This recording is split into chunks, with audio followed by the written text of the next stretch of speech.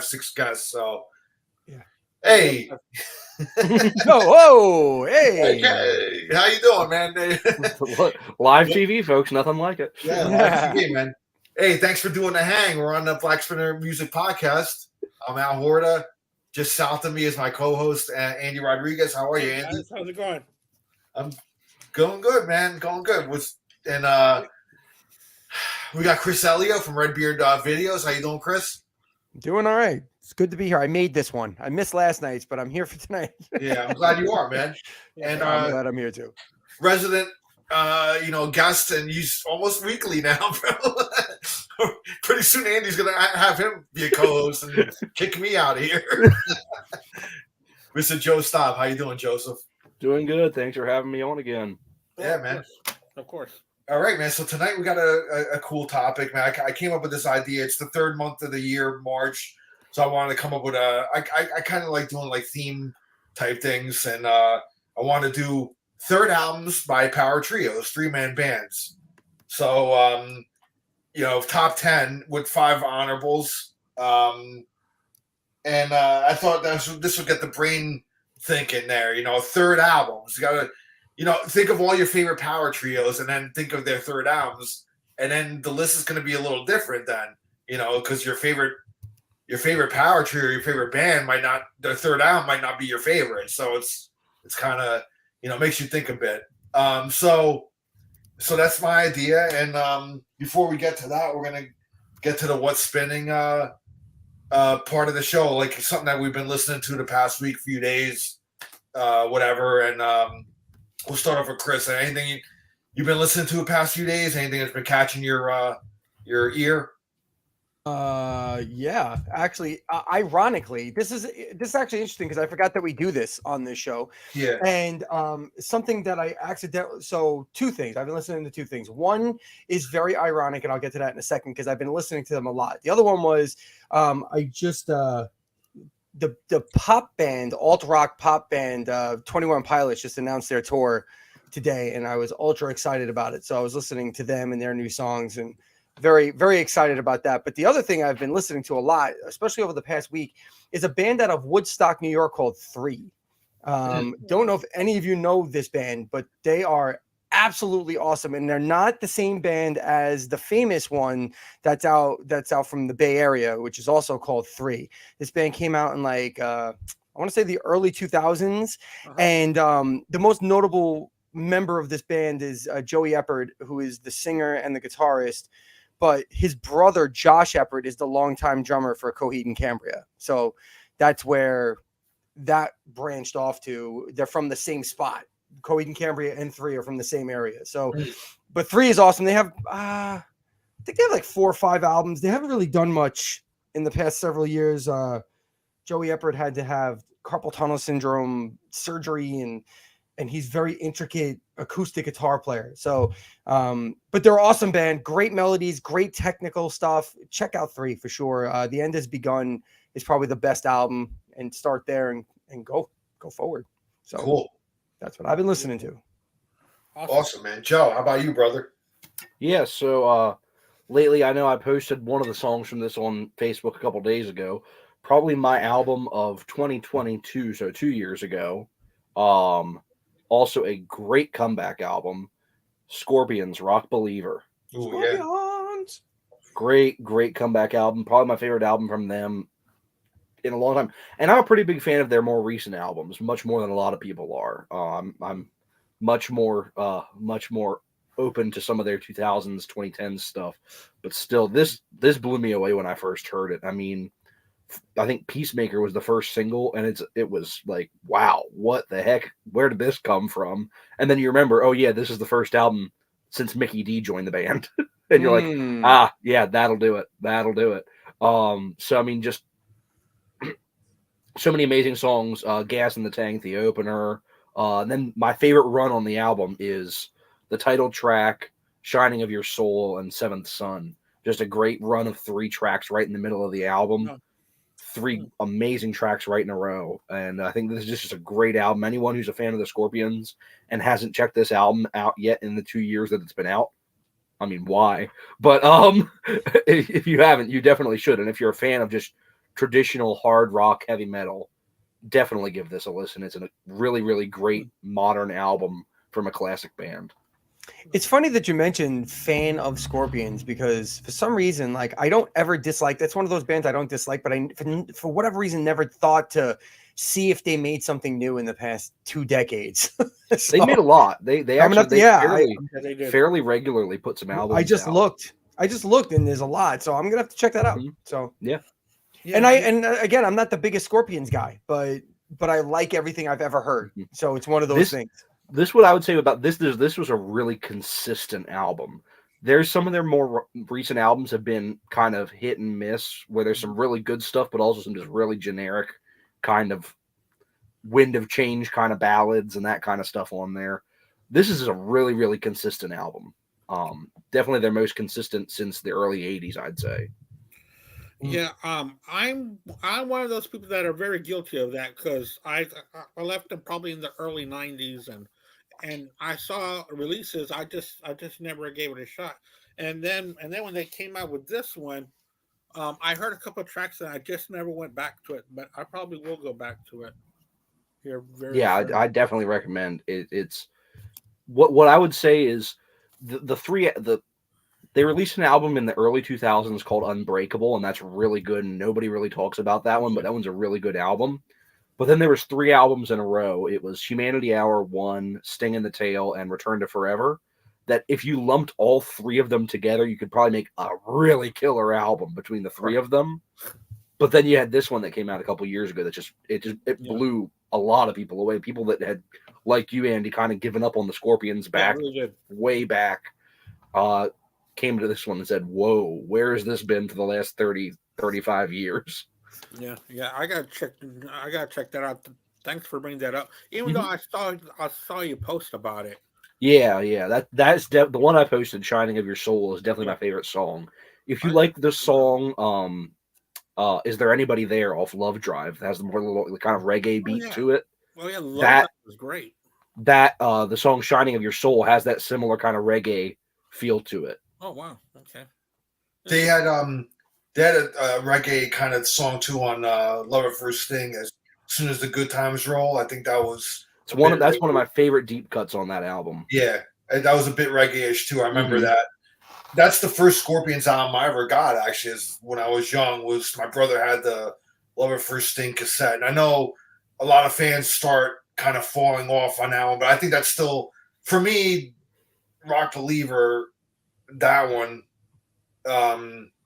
is the most solid one since probably Love at First Sting for me. I know a lot of people say Blackout, but I came in to them on Love at First Sting, so that album kind of holds a special place for me. So I still love that album. But to me, that was like, after that, that's when, Savage Amusement was the kind of the beginning of the kind of the drop off in quality, Yeah.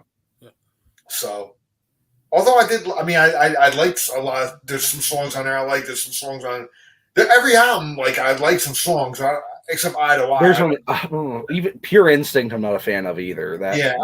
Wild Child's pretty good, but that's about it. Eye to Eye, I never really heard actually, but people were so turned off by that I never even listened to it. So I don't know.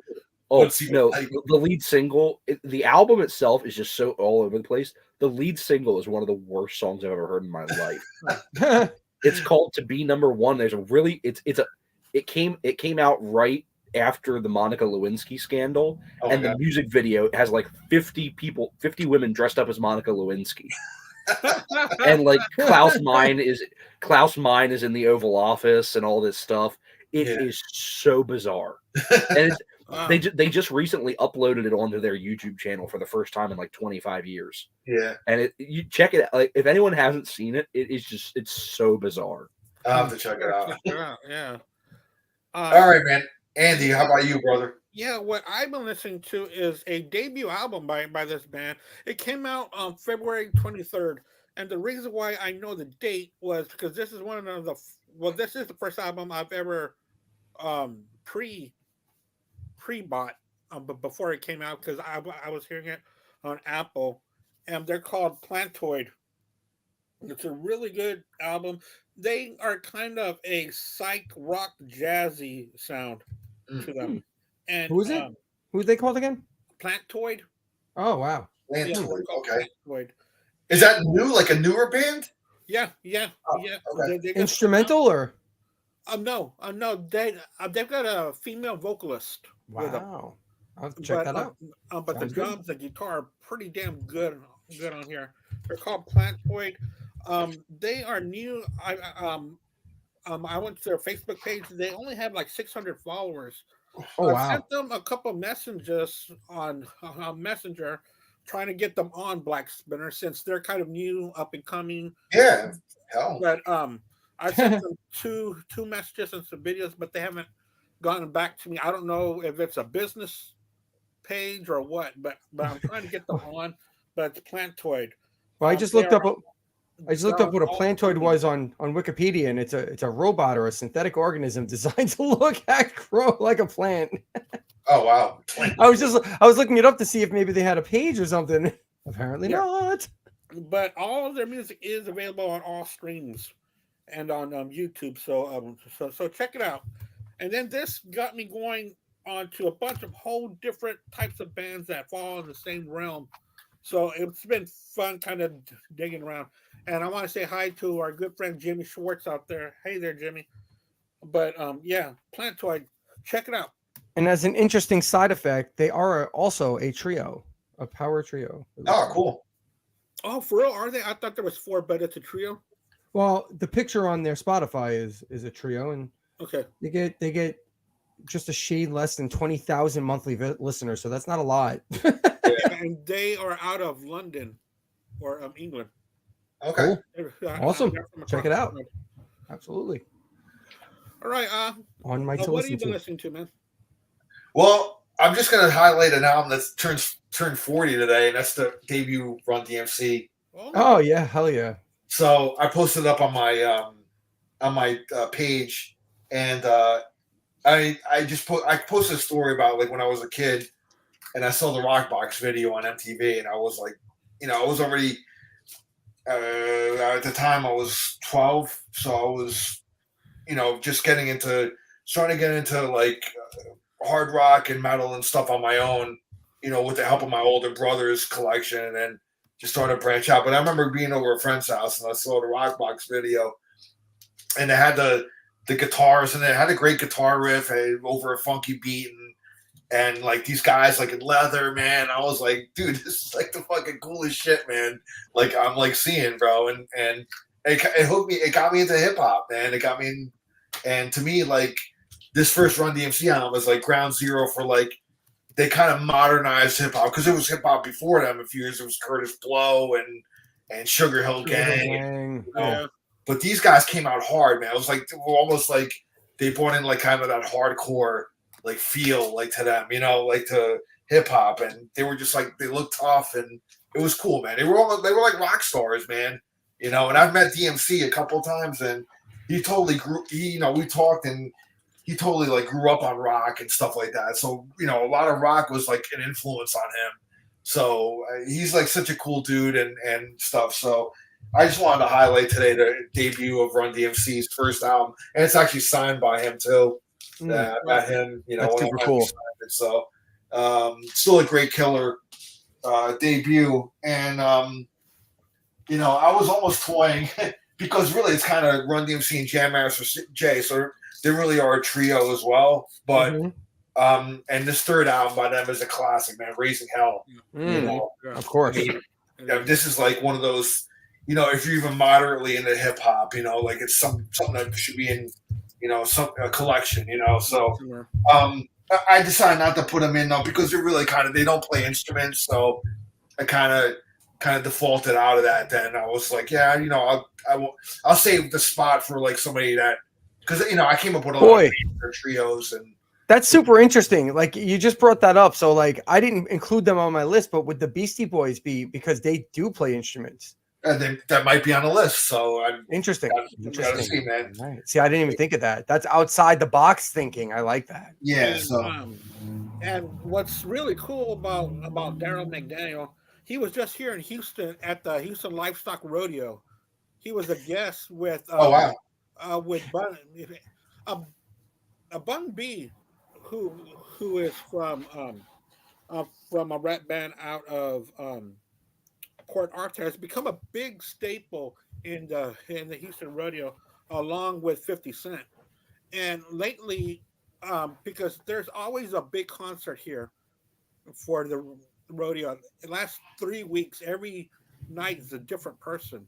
Mm. So he's had special guests come out, and Daryl McDaniel was one of them. So was Too Short and Nelly, and a bunch of different rappers came out. And in fact, they were introduced by Cedric the Entertainer. And I wanted to go first, but all these were surprises. Nobody knew these people were going to be there until that night. And I was like, crap, because I wanted to go there to begin with, because I didn't go to the rodeo at all this year, because the rock band was Nickelback. Nothing wrong with Nickelback, but I've seen them enough, and I didn't want to go all the way to the other side of the town to see them. They really are like a punching bag, man. Oh yeah. But they shouldn't be. They're good band. They're okay, man. I'm not a big fan of Chad Kroger's vocals. Yeah, that's what does it. That's just kind of the thing with me with them. It's like I don't mind a couple of their songs though, but it just for me to go out and buy an album by them though, and it's not appealing enough to me. But my wife loves them, dude. I mean, we've seen them in concert, and they put on a great show. I'm fully admit, man, in concert, they fucking put out a killer show. Like They definitely stage show and everything. They definitely take more of a beating than's deserved. Yeah, they do. There's so many worse bands out there, dude, than them. To me, of all those like early 2000s rock bands, they're just easily the most generic, and I think that's why they kind of get a lot of that. I mean, for our local state fair, we're getting Breaking Benjamin, and I'd much rather listen to Breaking Benjamin than Nickelback. Oh, I'd rather listen to Nickelback. See, me too. To me, Nickelback is generic because they became so popular. So that's kind of unfair. That's like saying Kiss is generic, which they are now, but they no. But I mean, just like you listen to even like their hit albums. I mean, How You Remind Me and Someday and Photograph all sound like the same song. Right. But in their time, like I remember when How You Remind Me came out, and that shit blew my mind. I love that song, but now that they've that shit's like impressive. 10 versions of it. Well, I still love How You Remind Me. All the songs they made after. They definitely became formulaic without question. Absolutely. I was just gonna say that they found a formula and they just kind of rolled with it, And then of course you have bands like Seether and Chevelle and all these other bands that came along after them and kind of beat that horse to death. So then by the time you hear How You Remind Me again, you want to kill yourself. So see, I'd actually almost rather listen to all those bands you listed than Nickelback. I mean, Chevelle's got a few decent songs. I mean, I think it's the common theme for all four of those bands that were mentioned, that they have a few decent songs and then the rest of them sound more of the same. I swear I've seen Chevelle probably 15 or 16 times live, and they're still playing the same damn song. Like it's fucking crazy. Yeah. They just never stopped. It's the same, like slow, brooding, melodic. They did just write the Red about 50 times. That's exactly. Of those bands, they're my least favorite. And they literally play every festival I've ever been to. Like Chevelle, which is funny because I've only seen them once. I can't avoid them. And they were opening for Breaking Benjamin.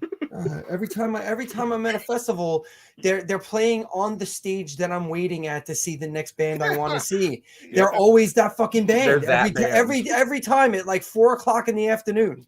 It's always.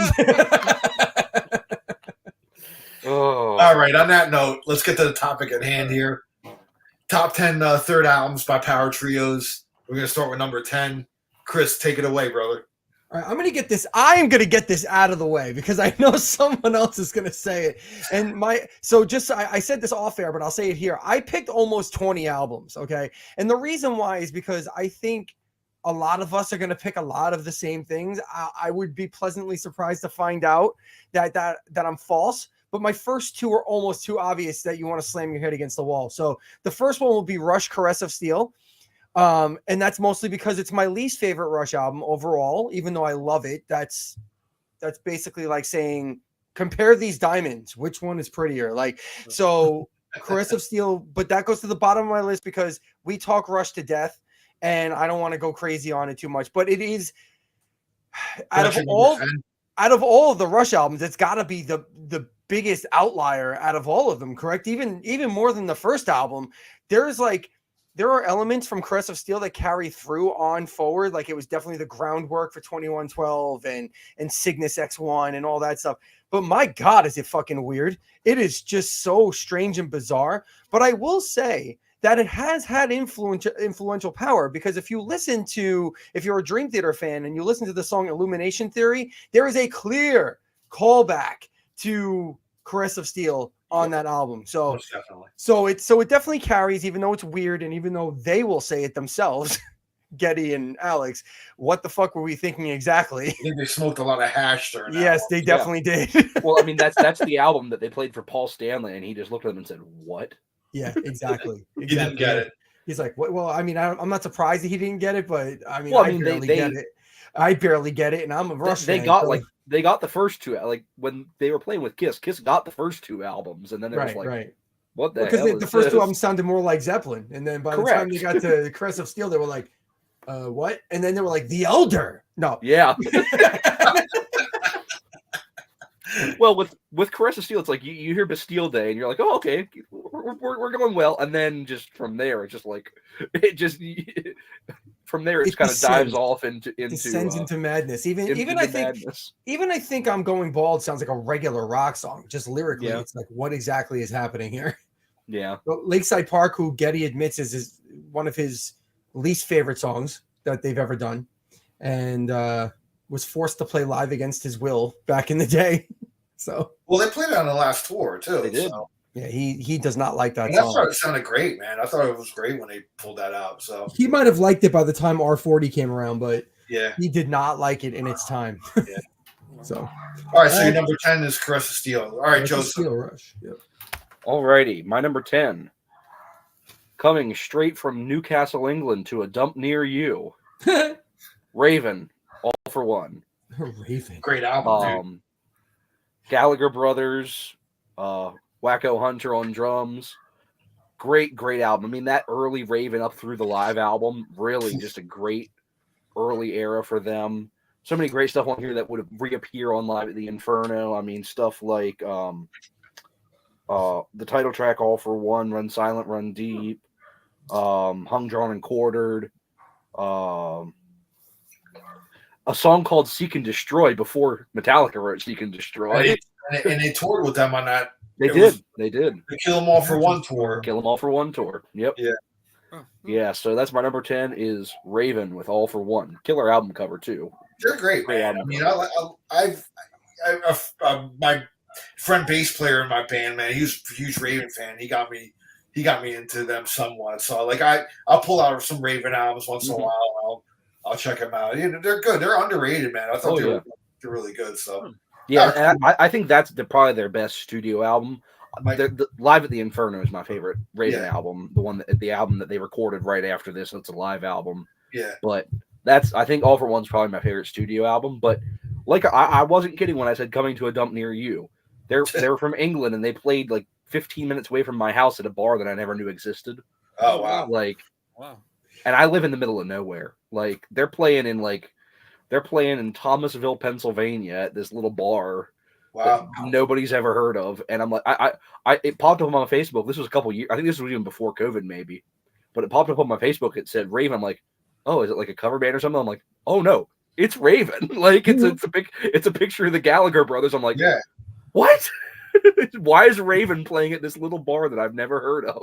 And when Metallica did that special show down here where they only They played did. the first rounds, they had Raven open up for them, which They I thought did. that was really cool. That's That was awesome. good. Yeah, that was awesome. I Yeah. loved that they did that. That's cool. That Ralph. I know Ralph went to that show. Yeah. Cool. I saw a show. I didn't go to that show because I wasn't living down here yet. But Mhm. you know, tickets were probably outrageous for that too. Even Oh, try to get. yeah. But I mean, yeah. I saw something almost similar to that, like when Metallica did the Orion Festival, and I Yep. went to the night where they played the whole Ride the Lightning album. Nice. So I kind of got something almost on that level. The thing that Ralph didn't get, you know, on his show was that and I got mine is that they played Escape. Yeah. Which they've only ever played once live, and that's it. Because James hates that song, Yeah. but they had to play it because they were playing the whole album. That's the only time that they ever played Ride the Lightning in its entirety. So I got the special show where they played Escape, which is awesome. So, yeah. All right, cool, Andy, man. Go ahead, brother. Yeah, I want to say welcome to Michael Lynch. It's nice to have you on here. And also, Jimmy Schwartz said the album Berlin by the band Cadaver. Cadaver. Yeah. Yeah. I gotta check them out, man. I like stoner rock, so thanks, Jimmy. Yeah, I actually have a few stoner albums on my list, I think. Yeah. Awesome. Well, I made this list not knowing that this album was not going to be allowed, but I'm going to keep it on. Leave it to Andy to do that. That's an Andy thing. Oh, I didn't say it wasn't allowed. There are 3 Christian. Run DMC. Yeah. I know. I'm not saying it wasn't allowed. It's just I didn't put it on because I figured it was his personal choice. Yeah. It was my personal choice. Yeah, I know. But I'm glad you put them on because that's a great album, man. So I'm going to start off with Run DMC, a great 3-piece band. They really were. I know that there were other bands before them in rap, but I never really paid attention to rap until these guys came around. And also I was 7 when the other guys were rapping. So when this came out, I was in junior high when Run DMC Raising Hell came out. It came out with that video by Aerosmith, and then I grabbed this, and ever since then, this has been a really good album. I've also got King of Rock on a vinyl. There was a tear on the cover, so they sold it to me for 50 cents. Oh man, the album is just as clean as can be. That's awesome. Even when I took it out, you can feel the static from the paper when you took out. So probably barely played, probably. Yeah, so it was awesome. So Raising Hell is my number 10. All right, cool. Go for it, Al. Love that. What are you gonna start off with? All right, well, my number 10 is an album that my older brother had in his collection. So when I was a kid, I heard this a lot, and I just loved it. It's my favorite era. It's my favorite era of Eric Clapton, and it's Cream, Wheels of Fire. And badass song, dude. White Room. It's got the live version of Crossroads on there. Born Under a Bad Sign. Politician, baby. Politician's my favorite. That song blows my mind. They played. I got to see one of the reunion shows when they played 3 shows at Madison Square Garden. I ended up going to one of them in 2005, and I'm so glad I went because I always wanted when they reunited and they were announced 3 shows. I was like, I got to go to one of them, man, at least, and because they were like one of the first rock bands I really kind of got into that my brother had in his collections. There you go, man. I love that album cover too. Oh yeah, and I don't have a vinyl anymore. I think my brother still has the vinyl. So yeah, look at that, man. So psychedelic. So psychedelic. So great. But to me, that's like my favorite era of Eric Clapton. There's so much fire in his playing during that era, man. And if you, I recommend if you don't think that Cream is a heavy band, I recommend a bootleg live in Detroit at the Grand Ballroom. It's on YouTube. Go there and listen to that. Dude, it's just so fucking heavy. Like it predates. It's almost like because I always considered Sabbath's first album almost kind of a heavier Cream. It's got that Cream influence on there, man.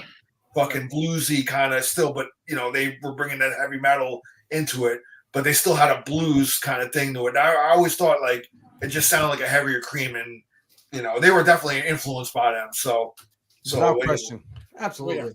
So Wheels of Fire by Cream is going to be my number 10. So I already had to pick one off. So we should start keeping track. Like I know you hate the Mark when I do the Mark Taylor thing, right? but I think it's worth noting. I think you should make a note that if one of us says, "Oh man, I had that too," I think that's pretty cool. Like I think you can compile the list and be like, "What was the album?" I think we can all get on board with Cream, Wheels of Fire. Shit. Yeah. And they only had 4 albums, man. So that's like they landed in there just. Well, and one of them was a live album. Because actually, I looked up some power trios, and some of them only had 1 or 2 albums, and that was it. They were out. Yeah, true. And Absolutely. Because I would have fucking threw Blue Murder on there, but they only had 2 albums. Yep, absolutely. So absolutely. Yeah, because after this one, it was Goodbye, and that was Goodbye, and that was it. They were done. Yeah. I think 3 years. I think 3 years they were in the spotlight, and that was it. Yeah. Yeah, You know? yeah, they were. Man, Ginger Baker was crazy on them drums. Oh my god. Yeah, Oh, It's now, one of my and a favorite version of Toad on there too with his drum solo. He's just insane, man. Have you ever seen there's a great documentary on Netflix called Beware Mr. Baker? Oh, that's a great one, dude. Hey, it's so good. The thing opens with him beating the documenter. Yeah, He beats him with a cane. he broke his The guy- nose. The guy's literally hiding in his car, going, "I can't go in there." Like, it's incredible. It's incredible. He was living in South Africa at the time, and like he had been banned from other countries. Banned. How yeah. are you banned from countries? From a country. Ginger Baker's Well, apparently, if you're Ginger Baker, it That's one of happens my quite often. Oh, it's one of my favorite documentaries of all time. It's so fucking good. It's so He's good. got to move down to one of the farthest, southest countries on Earth. Well, he was just so high on like heroin all the damn time. Like, it's crazy. How that guy lived as long as he did is a fucking miracle.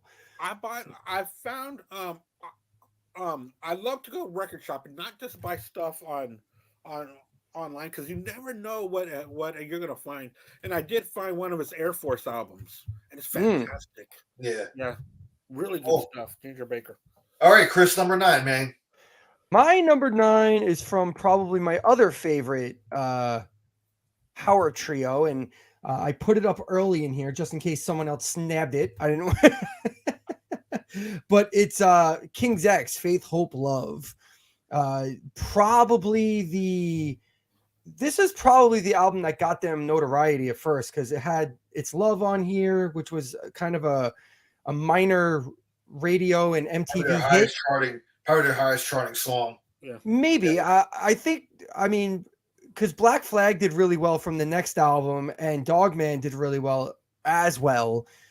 But It's Love is the one that still gets played. Like, I still hear it on the radio on occasion. Like Hair Nation, which is so fucking bizarre that they're on Hair Nation of all things. But this album, to me, the only thing I wish they could reproduce this album in the Dogman production, though, because there was something about, as much as I love King's X, something about those first 4 albums and the super clean production. I like the back end King's X production. I don't want to say back end. It's 4 albums versus 11 with this different production, but the heavier production just suits them better, in my opinion.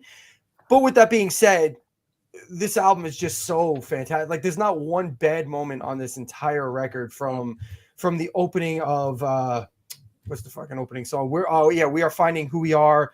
Fine Art of Friendship. I'll Never Get Tired of You is a great ballad. Mr. Wilson is a very Moan weird. Jam, bro. Moan Jam is great. Mr. Wilson's a weird Ty Tabor tune. Even down to the one of the only times that they actually show that they really throw out some political. I mean, they talk political, but like, I find it interesting that I talk to people who are like non-Christian people, and I'm not either, and I don't want to get into a big religious thing, but they're like huge fans of like King's X, and they're like, but they will bash Christians. And I'll be like, you understand what King's X is, right? Like, you get what the King's X is, right? Like, and then there were certain songs every once in a while that they would throw in there that really kind of showed where they were coming from as a whole. And that's the last song, Legal Kill, which is obviously a pro-life song of sorts. So, but it's really beautiful, poignant acoustic ballad. And sometimes, unless they're singing Jesus in my face, I don't care what your political stance is, unless it's hateful. And that one happens not to be hateful. So, and King's X is never hateful. They're wonderful. And Faith, Hope, Love is a wonderful, wonderful album. So I gotta check that album out, because I did buy the 5-pack, the first 5 albums. Mm-hmm. it's on It's there. the third one. It's the third one. Yeah. Well, yeah, it's their third one. Yeah. But I'm still listening to the first 2. So What is the 5th one, though? Is the 5th one the greatest hits? No, No, it's fifth it's, one's Dogman. it's Dogman. It's Dogman? Yeah. That's weird. So maybe that's not a record label thing, because No. wasn't that on a different label? No, they were still on. Oh, that was Atlantic. Atlantic. Yeah, It was that was the after last one. Yeah, that was the last one. No, Okay. they were still on Atlantic with Ear Candy too. Oh, they were, yeah. They didn't include that one in there though for some reason. No, it's because it's those like 5 classic albums thing. Oh, okay. It's one of those like original Yeah, I guess album that is series Atlantic. Jesus. where it's 5 albums. Or Yeah. Best of King's X is the one that ends the it's Atlantic like run. original Okay. album series. Yeah, that's Yeah. what it is. Yep. That's a nice great cheap, set. that's a nice cheap way to get like 5 albums. I think It it's really only is. $20. Or I have something. so many of those. I have like I- 10 or 15 different bands of those. I'm starting to pick those up because, dude, why Good not? stuff. You know, Good you stuff. can- I know you sent me that you got the Mahavishnu one as well. Oh yeah, I Mm. got that one in the car. Are those CDs or vinyl? Let's CDs. see. CDs. Mm. All right, Joe. Oh, Number 9. Alrighty, so I'm happy that Chris mentioned that one because that one made my honorable mentions. My number 9, Jimmy James Schwartz mentioned Cadaver, a stoner rock band from Germany. mhm. Well, I'm going to mention a thrash band from Germany and a Teutonic, one of the big 4 of Teutonic thrash, and that is Sodom with Agent Orange. Oh, Yeah. Sodom. That's a great album, dude. I'm like racking my brain trying to figure out who he's talking about. And I'm like, Mhm. I knew right away, dude. As soon as he said German, yeah. Yep, Agent Orange. It's kind of a bit of an album about the Vietnam War. I mean, they're excuse me. Angel Ripper was really fascinated with the Vietnam War, and so he wrote a lot of the songs on this album about that, around the concept of Vietnam. Of course, the album's called Agent Orange. But there's some really, really heavy stuff on this album, especially to be coming from a 3-piece. It's just it's insane, some of this stuff coming out of this band, knowing that they're a 3-piece. And I think they and Creator are probably tied for my favorite of the German Big 4. But for albums like this, you can definitely see why. So my number 9 is Sodom, Agent Orange from 1989. Great one, man. All right, Andy, go ahead, brother. Yeah, they were just here a couple of days ago. I'm not really that much into them, but they were playing a festival called what was it called? Hell something. Hellfest? Heroes. Hell's Heroes. I was gonna say, what is he in France? He's not in France. No. Oh, Hellfest is France? Yeah. Okay. Oh no, it's called Hell's Heroes. Okay. Mm-hmm. Because Queensryche was the headliner. Oh wow. And they played they played their EP and Warning. Yep. Yeah, that's what they're doing, which I don't particularly care for, but you know. But Yeah. I didn't go because I'm really not into that. But you know, I do like the rhythm sometimes. But I didn't go. So we're at what, number 9?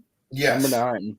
Oh yeah, my number 9 is by a power trio from the early '70s, heavy rock, hard rock, led by the one and only Leslie West, Mountain, with Nantucket Sleigh Ride. See now this is a little no. That's fine, man. Like, Thank you. see, no. I'm just because when you actually look at the Mountain discography, see the first Mountain album is Leslie West It's Leslie Mountain. West Mountain, right? Yeah, which they say it's a solo album, but you can really kind of count Mountain because he really let's face it, you know, you can really count Mountain from there. However, I think that's a 4-piece on there, dude. Yeah, I was gonna say, was that I didn't even know there were a 3-piece. They had a band. keyboard player too. Was this a 4-piece of this one? Yes. Was it? Yeah. I think the first Mountain album was the only one where they're a 3-piece. And then the next couple albums, they're a 4-piece. And then they go back to a 3-piece again. But listen, man, it's just a keyboard player. Who cares? Oh, Because I actually was gonna put a Mountain album on here, Flowers of Evil, which is kind of, as the Mountain name, is their third album. But I left it off because it's four guys in there, so I was like, nah, I threw it out. Oh, okay. Yeah, because I counted Leslie West's. You know what? You're right. Keyboards by Steve Knight. Yeah. Mm-hmm. Yeah.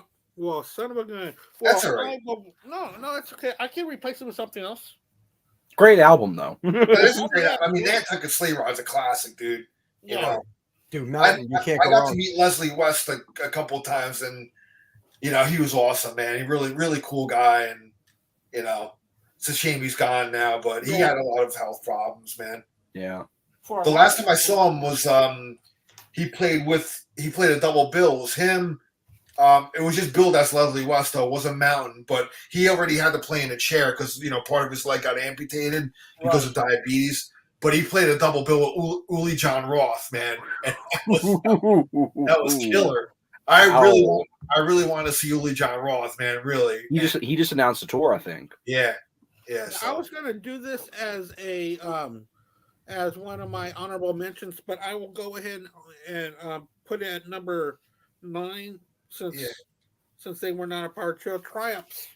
Just a Game. Oh wow! There you go, man. I'll put this one up because this one almost cracked my top 10, but I enjoyed the Mountain more, probably because of the keyboards. It just added that little extra something. I don't know. Maybe it was a fourth member. Yeah. Maybe it was the fourth guy. Yeah. So, Triumph, Just a Game, will be my number 9. Actually, Andy, you can keep holding that up because that's my number 9 as well. Okay. It's got the classic laid on there. Yeah. Hold On, which is a great song too, great ballad. American Girls, Just a Game. Yeah, that's a great album. I love Triumph, man, and I had to put them on here. Their third album is Just a Game, which there's a funny story about that. When you open up that album, I think it's actual board game, but it's like it's meant to never be won. You can't win. It's Mike Levine from Triumph designed it, and it's something that you can never win. So yeah, mine's not a gatefold. Oh, it's not okay. It's not the I think I think the gatefold. I think the original pressing was gatefold. It's a board game, yeah. So, but yeah, that's my number 9 as well. I'm just gonna be Triumph, Just a Game. So we'll go to number 8, Chris. My number 8. We were talking about stoner rock, and stoner metal. I actually got to hang out with this band, meet them, talk to them before I even really knew who they were. Wow. It's High on Fire, and it's their third album, which is entitled Blessed Black Wings. And I happen to enjoy, it's funny with the stoner rock. It's not like I don't even love, I generally dislike the vocals usually. Definitely, obviously, stoner rock and stoner metal is very Sabbath based without question. So the riffage is always just phenomenal on all of this stuff. And there are so many great stoner rock, stoner metal bands out there. But I got to High on Fire opened for Meshuggah at I was DJ. I was like the house DJ for a place called the Rock Bar in San Jose, California. And Kirk Hammett was doing his Halloween festival thing where he brings all his vast collection of horror memorabilia, and everyone and their mother was at this thing. So I'm backstage hanging out with Jens from Meshuggah, and Kirk Hammett's over there, and Charlie Benanti's just chilling out. And then there are these guys, just I don't want to insult anybody, but he's big bellied dude, not wearing a shirt. It's the guy from High on Fire. And I'm like, he's like, yeah, we're the opening band. And I'm like, oh shit. I'm like, all right, cool. And then they went out and they fucking slayed, dude. I was like, these guys fucking rule. And then all of a sudden I started getting into High on Fire. So yeah, High on Fire, man. I can't go in too much about the album. I just like the band a lot. The album's great. All their albums are great. The one thing about stoner metal and stoner rock, I will say, maybe it's insulting, but a lot of it starts to sound the same after a while. So it's part of the reason why it's not one of my favorite genres, but I fucking love it though. Every time it comes on, I'm like, oh, this is great riffage all the time. So that's my number 3, High on Fire. Number 8, actually. Yeah, cool. Sorry, number 8. I'm stuck on 3. Sorry. High on Fire, man. All right, man. Joseph, go ahead, brother. Number 8. Hey, Andy, can you do me a favor and hold that Triumph album up again? I wanted to avoid this. There you go. Yeah, there we go. I wasn't even going to pull it out. There we go. All right. Yep. My number 8, Triumph, Just a Game. Lay It on the Line was one of the first Triumph songs I ever heard. Classic Rock Radio still plays that song all the time. Amazing song. Yeah. Just a great album. That and Allied Forces kind of go back and forth for me. It's those 2 albums really for me for Triumph. Classic, yeah. Great album. I still kick myself to this day for not seeing them live. I had a chance to, and I didn't, man. Back in 86 or 87. on the Sport of Kings tour, and I think Ingve was opening up for them. I think it was Ingve and Loudness, and yeah. So a couple of my friends went. I fucking didn't go, and I regret it to this day. And I mean, that would have been right around what, the Trilogy era for Ingve? Yeah, Trilogy, yeah. So, yeah, man, kind of wish I did, but and I remember, I think right around, and it got shot down because of COVID. Rick Emmett was going to play somewhere in New York City, and I was going to go see him, and then COVID fucked that up. And I think he retired from touring now. I don't even think he tours anymore now. So, which is a shame because he is one of the most underrated musicians from that scene. If you like jazzy stuff, man, let's check out some of his like Andy, man. If you like jazzy stuff, check out some of his solo stuff, man. Yeah. Because he really it's very different than Triumph, man. Then I gotta check that out then, because I'm really getting so. Although crazy. the last studio album he put out, he did reunite with Triumph on like 2 songs, I think, on there, and he had the whole band on 2 songs in his album, so it was kind of a sort of semi-reunion. And I think Alex Lifeson was on that album as well. Oh, wow. So yeah, the last album that he put out, I can't remember the name of it now, but well, I'll check him out then. Yeah, just check out his discography and check him out. All right, I sure will. Cool. My number 8, and a shout out to Jimmy again, From the Ages by Earthless, which is a psychedelic trio from San Diego. All right, cool, Jimmy. I'll have to check him out, man. Yeah, definitely. My uncle has been begging me for years to listen to this band, and I said, no. Jimmy Swartz is on me. Yeah, he's on. But no, he's on me right now. Sorry, go ahead.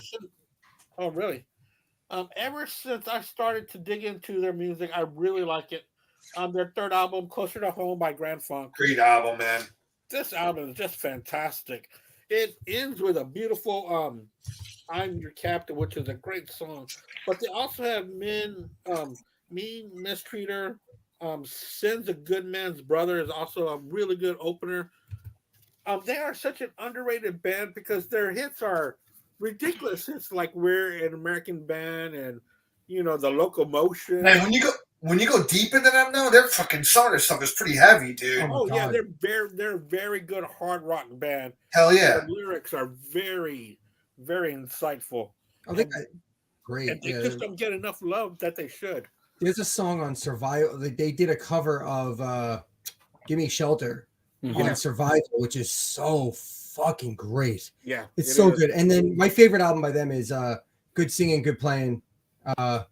I got into that a little heavy because Zappa produced it, and I was like, "Well, I gotta hear what this sounds like." And I was like, "Wow, this is like." And then I went backwards. Like I know Grand Funk, obviously, but like I never really deep dived them until then, like maybe 10 years ago. And yeah, they're amazing. Great band. Yeah. I bought their album Phoenix, which was maybe their early, probably like their 5th or 6th album. And after I got Phoenix, that's when I went, wow, it finally clicked. It just clicked on me. The 3-piece, of course, they will move to become a 4-piece when they add a keyboard player, but it wasn't the same after they added that 4th player. Yeah, so those 3 were just a good hard rock band out of Flint, Michigan. A shout out to Flint because I got a lot of family out there. These 2 characters behind me. Yeah. All right, man. So my number. So you good, Andy? Oh yeah, I'm great. All right. So my number 8. I'm going to that weird band, bro. Les Claypool and Primus. Oh yeah. Pork Soda, man. Pork Soda? No. Yes, it is. No. I don't count the live album, man. Why? That's their first album. I don't count it though. You can't just make up the rules. It's my show, and I'm. It is your show. Man. That's a good point. That's a good point. It's your show. Third studio album is Pork Soda. All right, you want me to go to Sailing the Seas of Cheese? No, you can do yours. Do yours. That's fine. Because you know what? I'll keep mine. There you go. We can do both of them then. But I'm going third studio album. Their first album is a live album. It's not. I don't consider that. I don't know. It's not the debut like studio album. So. And I'm going to bring something up later in the show that's kind of like you can put an asterisk next to it. Okay. But yeah, Pork Soda, man. I mean, DMV. My Name Is Mud. Oh yeah. I mean, it's so funky and so fucking just outrageous. I love it because Dude. I'm a huge Zappa fan, and like they channel Zappa definitely, like in the quirkiness and all that. And you're a shit, huge man, Rush you know. fan, and they channel Rush too. They believe channel it or them not. too, yeah, you know. And That's because Primus sucks. yeah, that's it, man. And I saw them do the Farewell of the Kings tour, which was cool, you know. That must have been amazing. Yeah, it was really cool, man. Even though, you know, I mean, I went in there knowing that like Les is not going to sound like Getty. No, he's not. You know, you got to go in there with that mindset and be fine. Because I saw people, obviously, I got to argue on it. They got to argue on the internet. Oh, it's fucking vocals. You know, I mean, well, it's not fucking Geddy Lee, dude. Yeah, you I know? mean, he's not horrible, and you know what you're getting. Yeah. with Les. So, I mean, come but on. instrumentally, man, they were fucking spot on. can't Dude. They touch- were killers. So, You can't touch that band. Like Yeah. you can't. so Primus Pork Soda. That's gonna be my number 8. That's why I number always say 7? I always forget his name, but that's why I always say that the drummer for Primus, and I always forget his name. And Tim it's just- Alexander. yeah, that just shows you how underrated he is. That I always forget his fucking name, and he's incredible. Like He's Herb. he's Herb. yeah, he's off the fucking chart. Incredible. Like that guy blows my mind. And yet I never remember his name ever. And I think I've done it that way on purpose to keep him underrated. So there you go. All right, man. Number 7. Number 7. Yeah. Go ahead, Chris. Yeah, my number 7. It's funny because I didn't mean to interrupt you, Andy, before, but when Jimmy Swartz popped up and was talking about psychedelic, my next one is a psychedelic band out of Story City, Iowa, of all places, called Radio Moscow. They are a modern band. They've been around since like 2003, so they're a 2000s band, but they like specialize in psychedelic rock and psych rock. This album is called, it's a very long name, The Great Escape of Leslie Magnafuzz. That's what it's called. Wow. And they're just wonderful guitarists. The guy's name's Parker Griggs. And it's funny because I you might want to put an asterisk next to this one because technically this is a duo. It's just a drummer and the guitarist, and the guitarist recorded everything.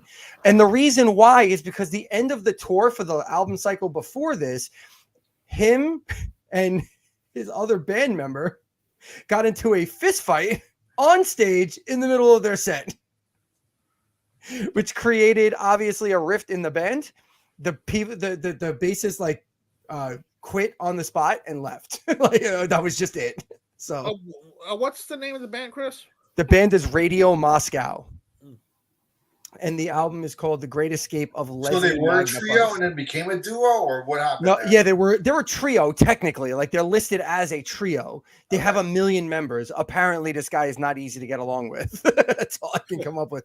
I don't know a ton about them. I've stumbled onto them over the past like maybe several months. It's one of those things that was like I was listening to something and it shows up in your things you may like in Right. Spotify, and I was like, Yeah. Radio Moscow, this sounds cool. And I listened to it. I was like, wow, this is dope. And I've been listening to them kind of nonstop for I don't know, several months now. So Well, I'll check it out. yeah, please do. Awesome. All right, man. Joe, 7. All right. So my Jimmy number Swartz. 7 is Jimmy's such a cool dude. Wait, I mean, He said he well, I saw mean, them he got open to see for Primus Rush. open for Rush on the Counterpart tour. I don't remember that on the Counterparts tour. I saw them open for Rush and Presto. Roll the Bones tour. Was it No, Roll the Roll the Bones or Bones. Presto? Oh no, Presto was Mr. Big. Yes. Yeah. But yeah, I saw the same show, Roll the Bones. Yeah, and that was mind blowing. Anyway, sorry. Continue. I apologize.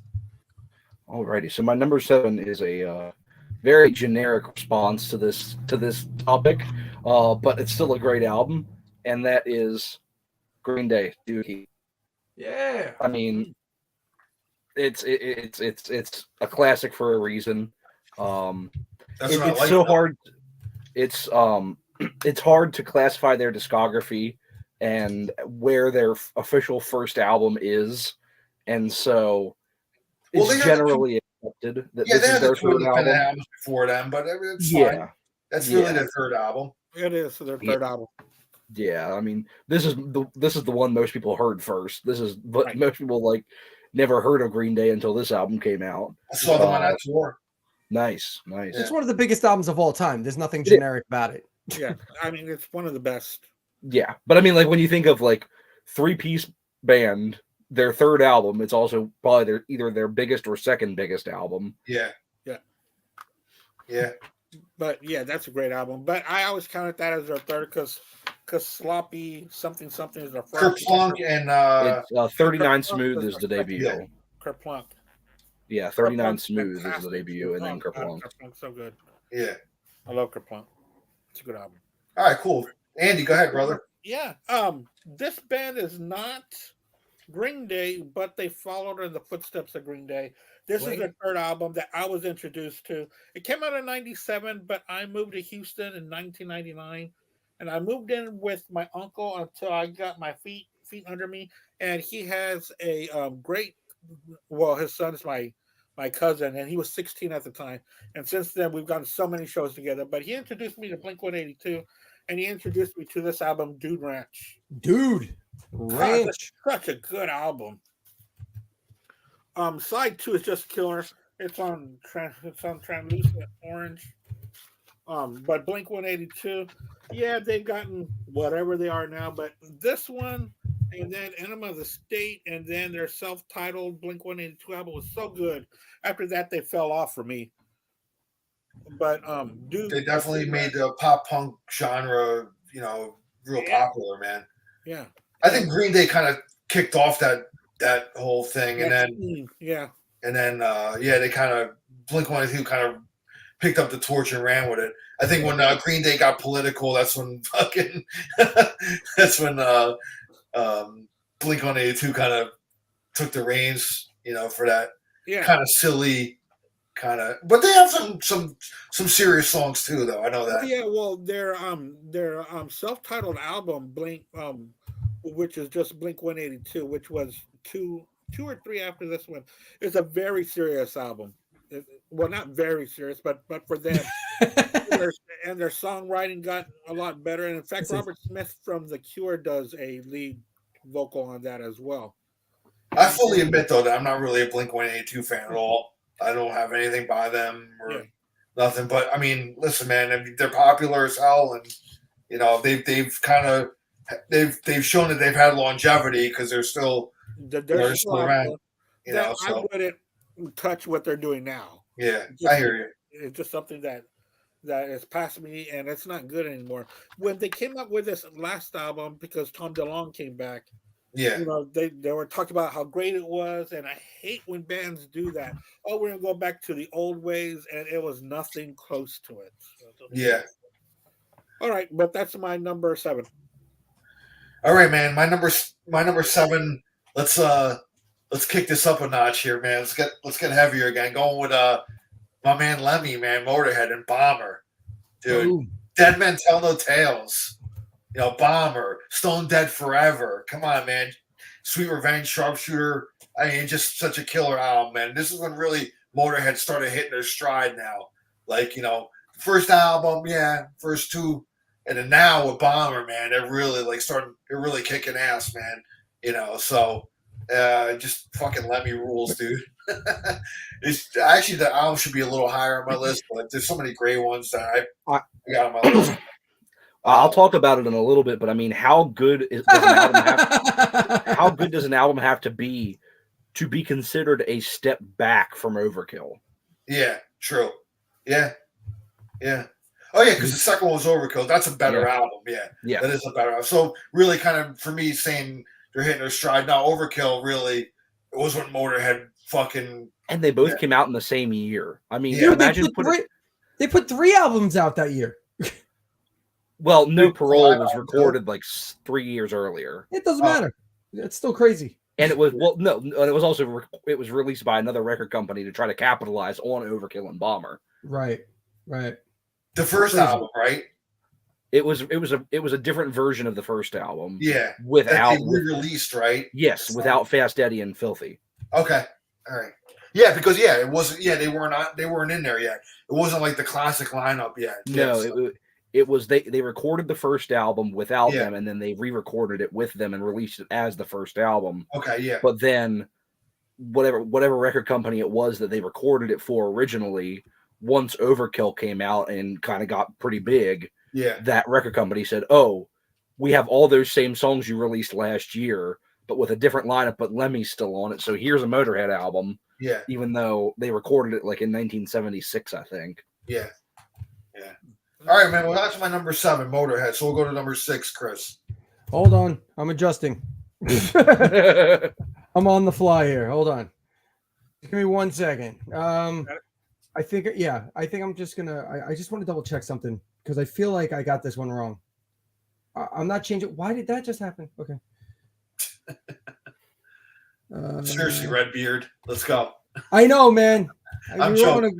were on a good thing good here. roll. And then all of a sudden, so yeah, okay. So I guess technically, it's I had 2 in a row that were like technically 3 pieces, but not exactly. I'm gonna go with James Gang Thirds. That's gonna be my next one. Okay. Is it trio? Yeah.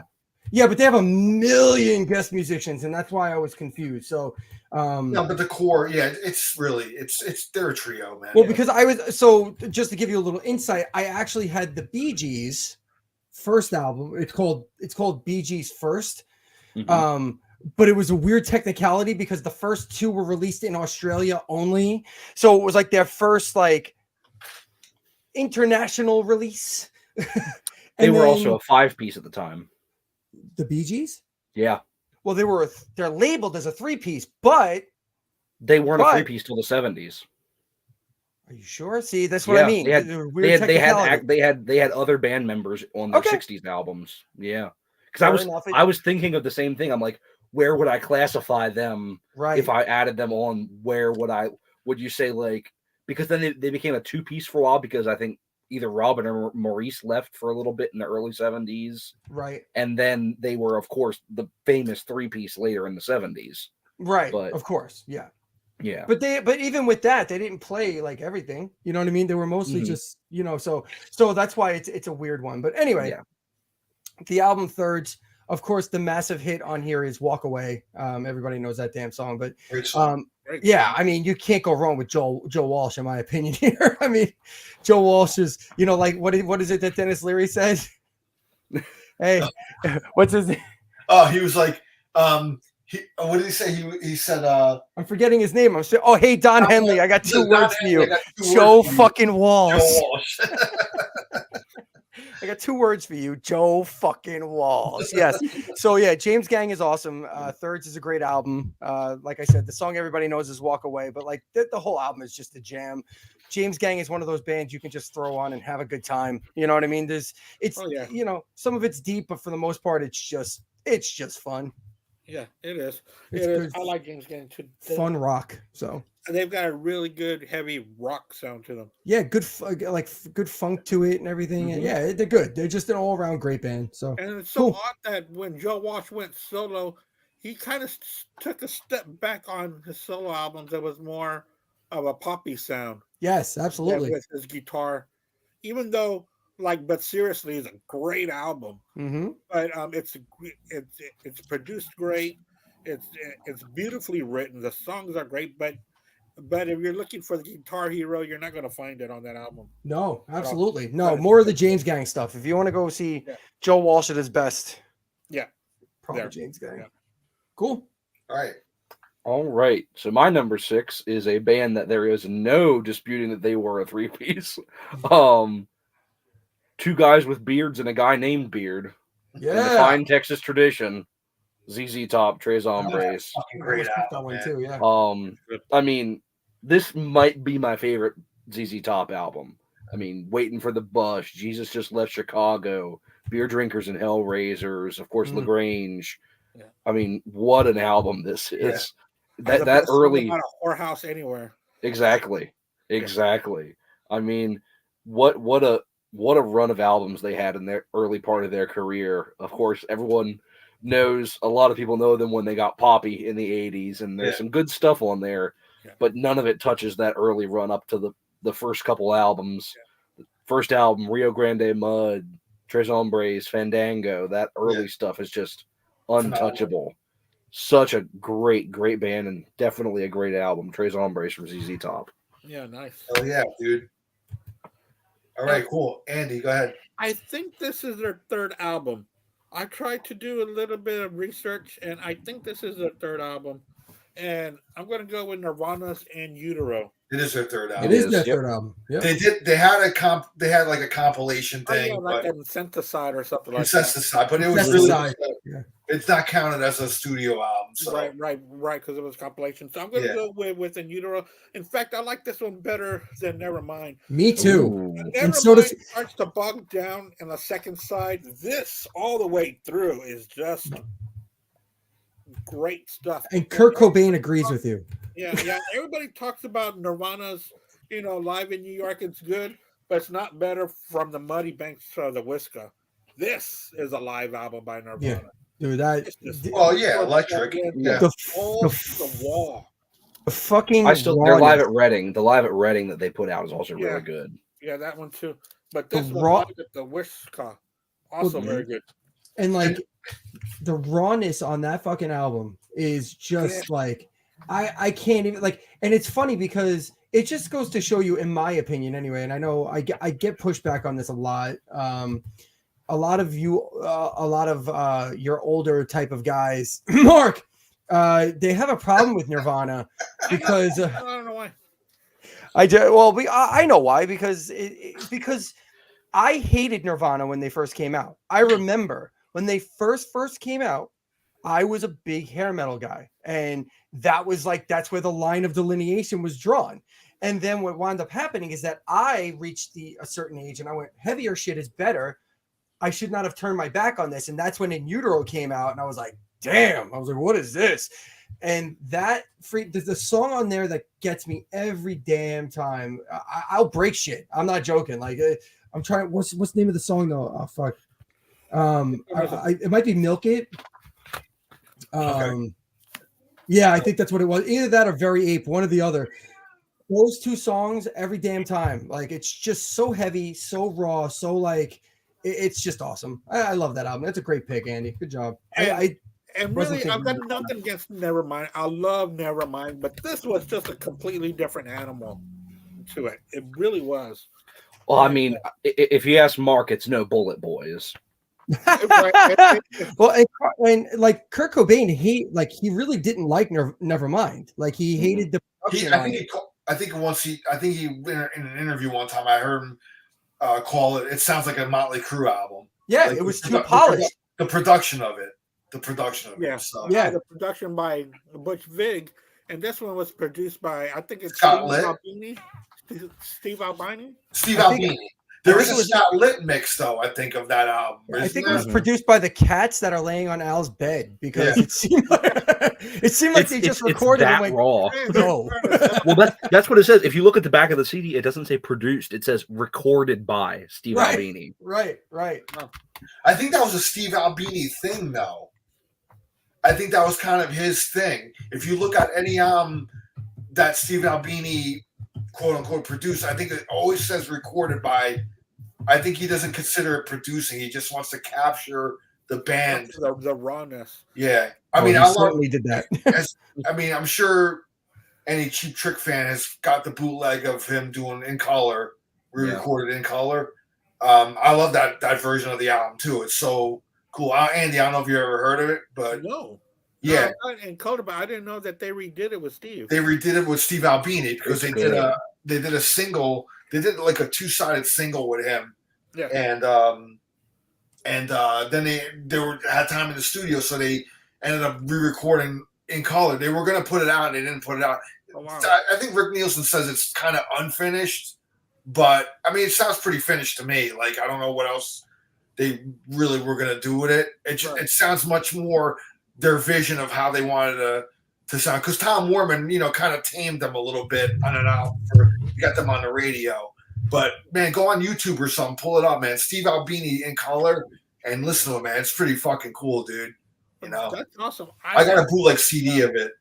Cool, but this In Utero is just raw. Yeah. Raw. It's Yeah. great. But nothing to take away from a Nevermind. Nevermind is a landmark album, an album that should be praised for all that it did. I mean, it changed the whole generation. It did. Yeah.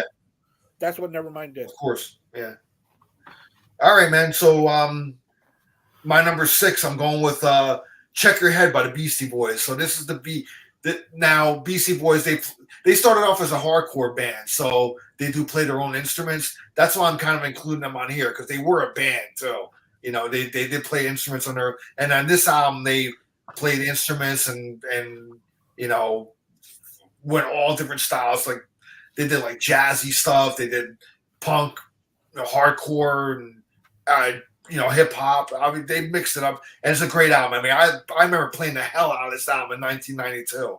You know, it's one of my favorite Beastie Boys albums. It doesn't edge out Paul's Boutique for me, but it is my second favorite Beastie Boys album, and I love it, man. I mean, they kill it on here, man. And that was Check Your Head, right? Check Your Head, yeah. Oh, Beastie Boys, I missed it. Yeah. Yeah, Michael Lynch says, Albini never used the term producer for himself, so. Wrong. Did I hold in my hand the single. Shit. Does it say produced by Steve It Albini? says produced by Steve Albini. Okay, all right. Yeah, it's the Michael Lynch.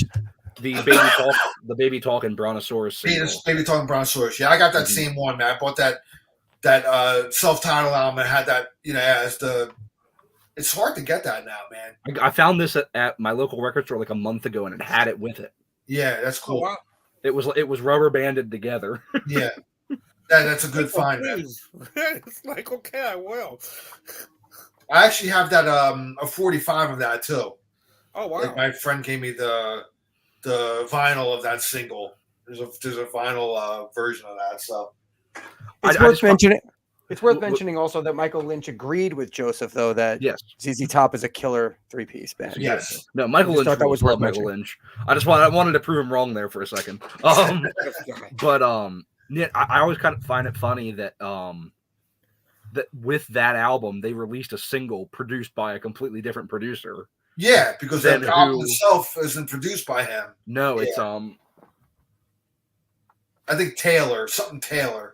Ian Taylor. Yeah. Yeah. Well, I love that, dude. I love that album so much, though. Amazing album. To me, that's like after their first 4 albums. I think that album comes in 5th for me. If I was going to rank, them. Beastie Boys. What a dual comeback. No, the Cheap Trick one there. I was going to say what a dual comeback, though. I mean, these 2 albums really brought them back. Yeah. The Beastie Boys album I'm talking about, Check Your Head. For me, Paul's Boutique is my favorite Beastie Boys album, but Check Your Head is like right behind that, man. Yeah, so. I hate to say it because it's so popular, but like Ill Communication is just such a fucking banger of an album to me.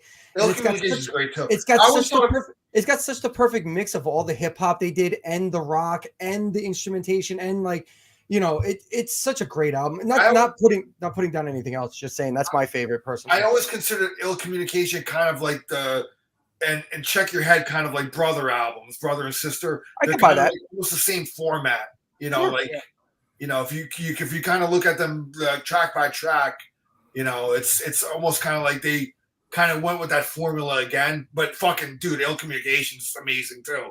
Yeah, I hate when my favorite album. I hate when my favorite album of a band is like amongst the most popular. I hate that, but that's the fact.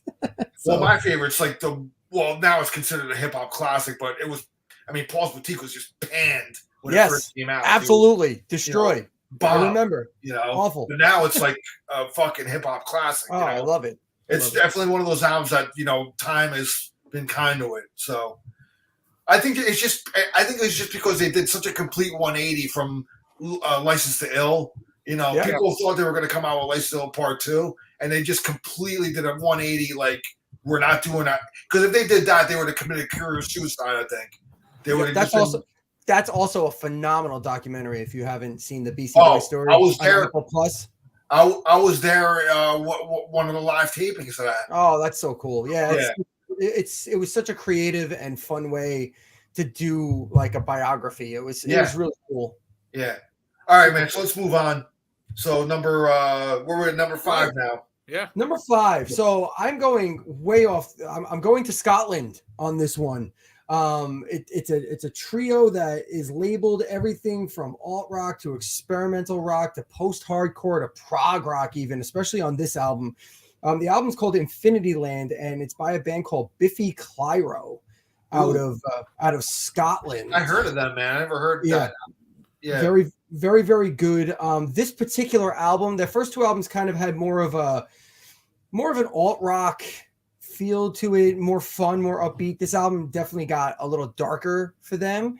And yeah, they started toying with like time signatures. I think this is where if you see them labeled as a prog rock band, this would be the album that kind of started that trajectory. But yeah, they're really cool. They're just again, I don't want to say fun, but like, because this album isn't particularly fun, but they're on the lighter side of experimental and progressive music, I would say. Hello. What is their name? Here. Biffy, Biffy, Biffy,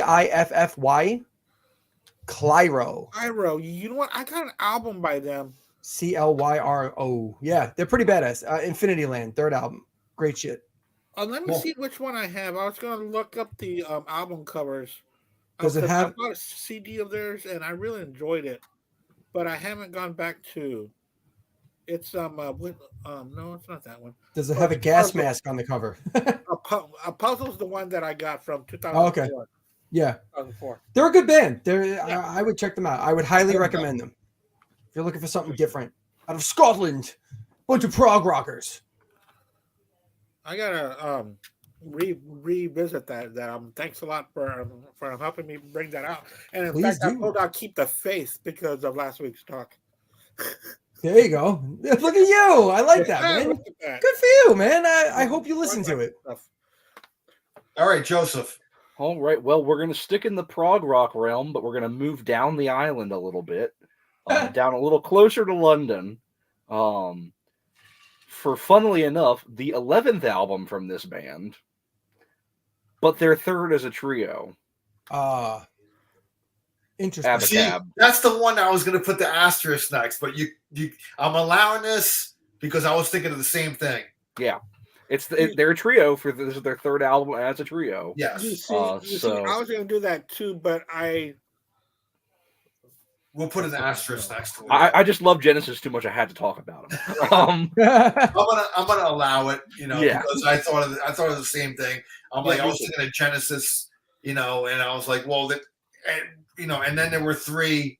Mm-hmm. That was the first time it became a trio, quote unquote. Mm-hmm. And then the Abacab I love. That's really kind of where I discovered Genesis when I was a kid, seeing those videos on MTV. So yeah, go ahead, Joseph. Well, and I mean, they really were a true trio because even though they had Chester Thompson and Daryl Sturmer live, three of them did all of the studio work. Yeah, I buy that. That's fine. Yeah, touring band is a different story. Yeah, definitely. But I mean, I think this is a kind of an underrated Genesis album. This is one you don't really hear people talk about that much. I don't think. I love that, even though there's some hits on this. I mean, the title track you still hear on the radio quite a bit. Yep. No Reply at All. I absolutely love No Reply at All. Dodo Lurker is a really great track on this. I love that song. Keep It Dark, Man on the Corner, Me and Sarah Jane.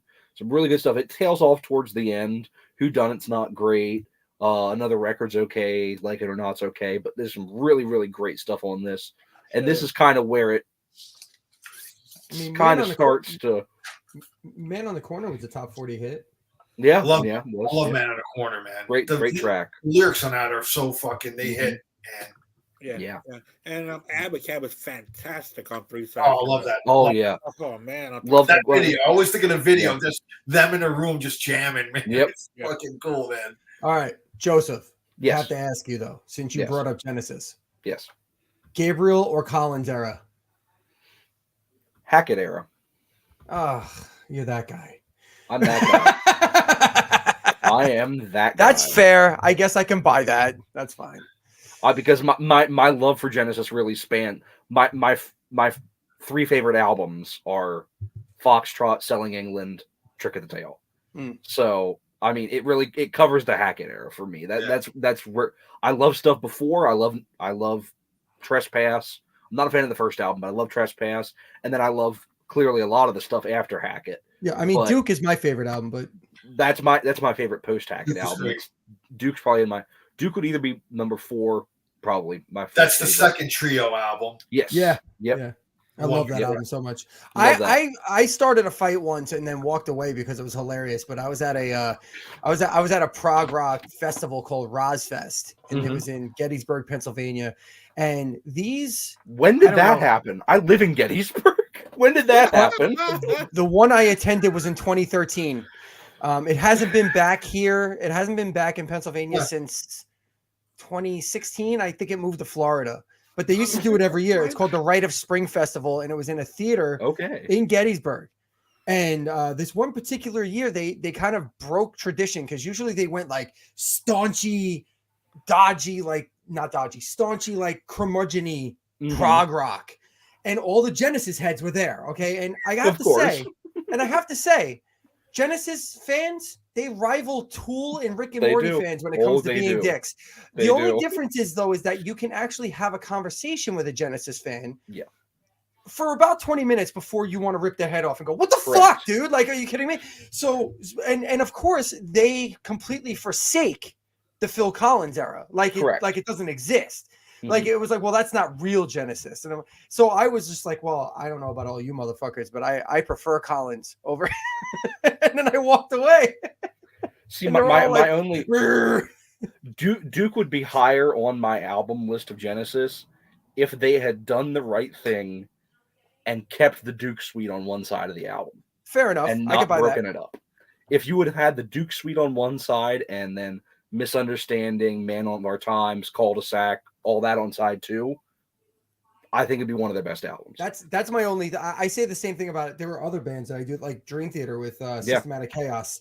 If they would have put In the Presence of Enemies together as Yeah. opposed to break it up, that would be my favorite album. Mhm. Like that would be my favorite album. But instead, they broke it up. So Yeah. Well, I will say this: if Patrick Bateman was at that festival, he would have killed all them guys. Because Duke is his favorite album. So You just hear Into Deep playing in the background. yeah. Oh, it's so fucking good. Hey, See, Todd! now I got to look up Hey! who all was.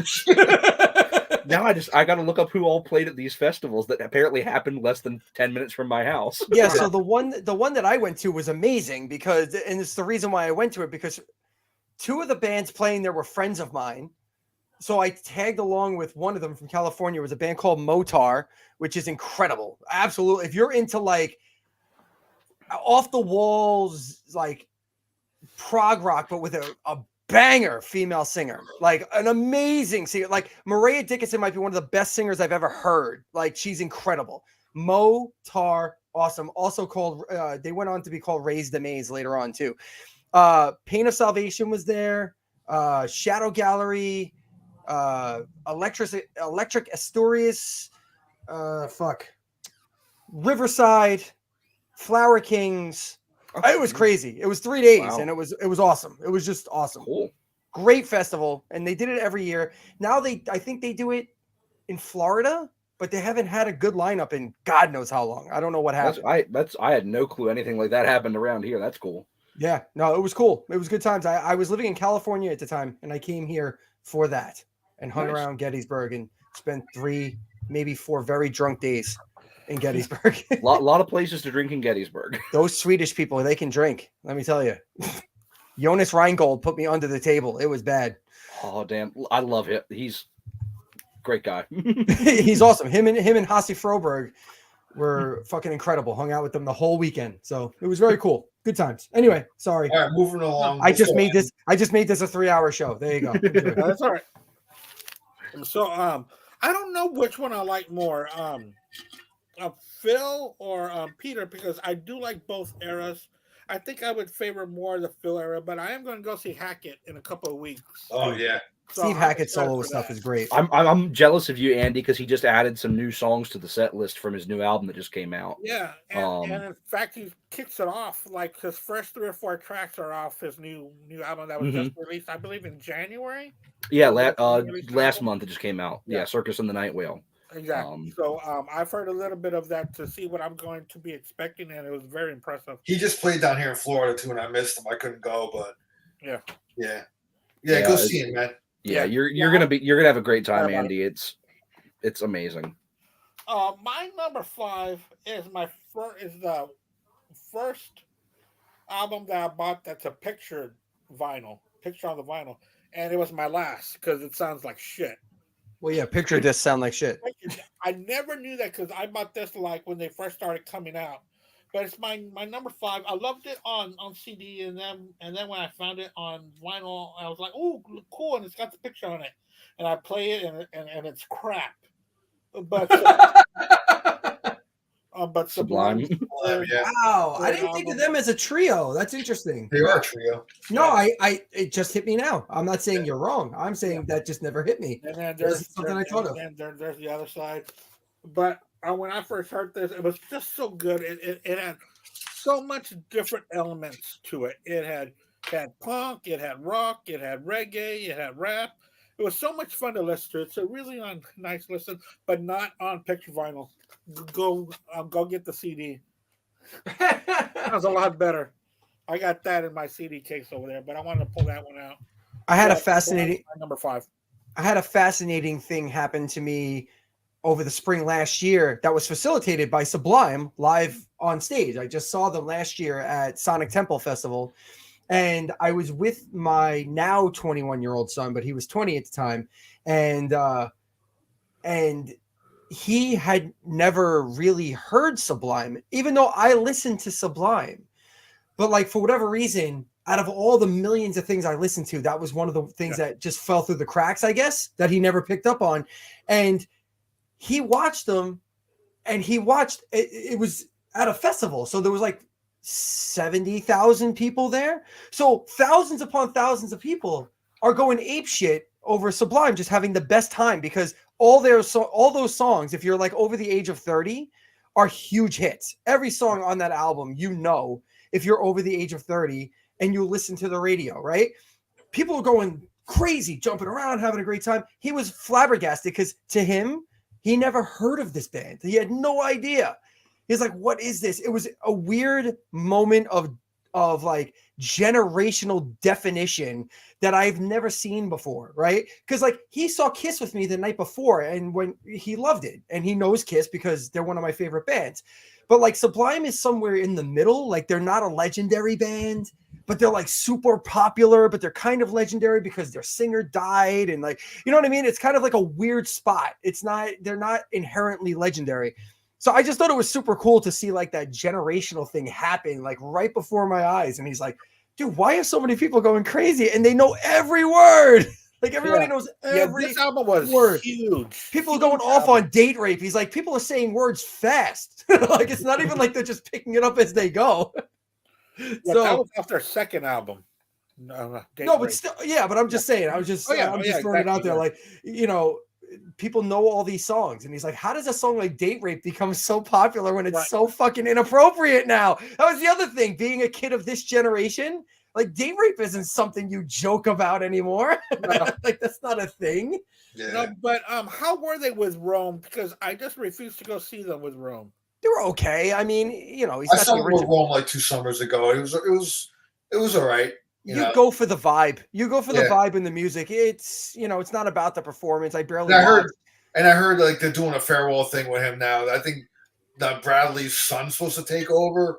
Oh, really? Interesting.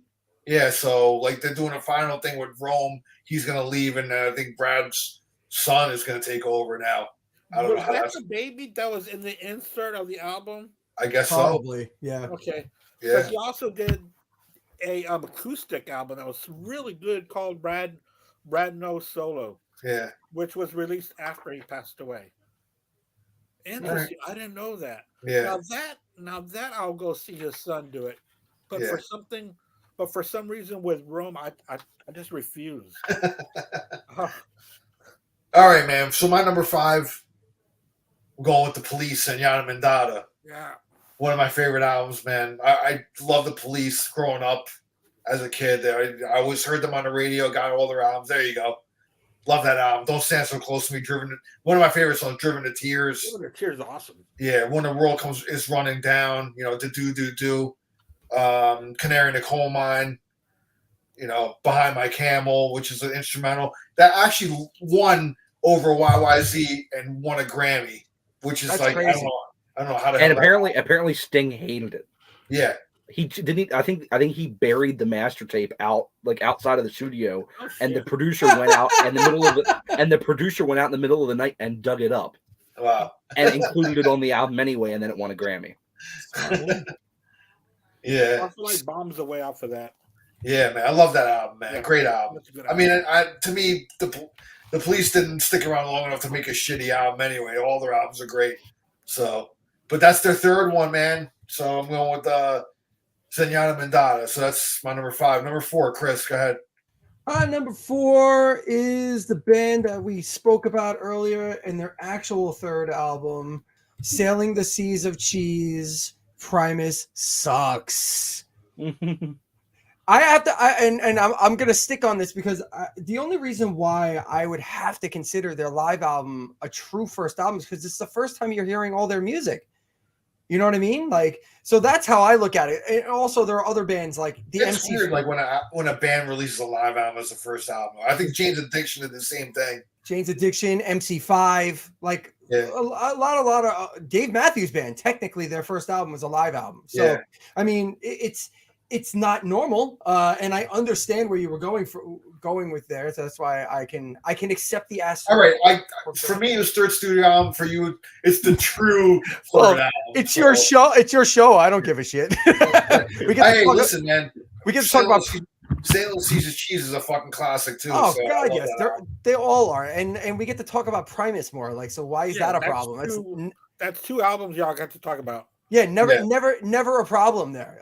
You No. finally got to hear Tommy the Cat the way it was supposed to be done, and because that's the other thing. Like, Tommy the Cat on Suck on This is probably my least favorite song on there, and it's one of my favorite songs on Sailing the Seas of Cheese. So there you go, John and Tom Waits doing vocals on Tommy the Cat. So yeah, I remember like 2 or 3 years ago, like during COVID or whatever. You know, you sat around home listening to music most of the time, couldn't really do anything. Although I did still get to go out and work, which was like a blessing. But in my line of work, I was still able to work. I wasn't shut down. And the traffic, there was no traffic, so I got to work in like fucking half the time. But like, you know, listening to music at home, I pulled up the Jared was a race car driver video, and I showed my daughter, and she's like, "What is this?" Yeah. Like, she just this is like so weird. Did you look at her and just tell her Primus sucks? Yeah. Well, I'm actually cultivating a list for the channel. I'm doing a video, top 5 bands that have no business being as famous as they are. And Primus is like top of that fucking list. Like, how the fuck? Like, I understand the 90s was weird. But like, I can pinpoint like Tool.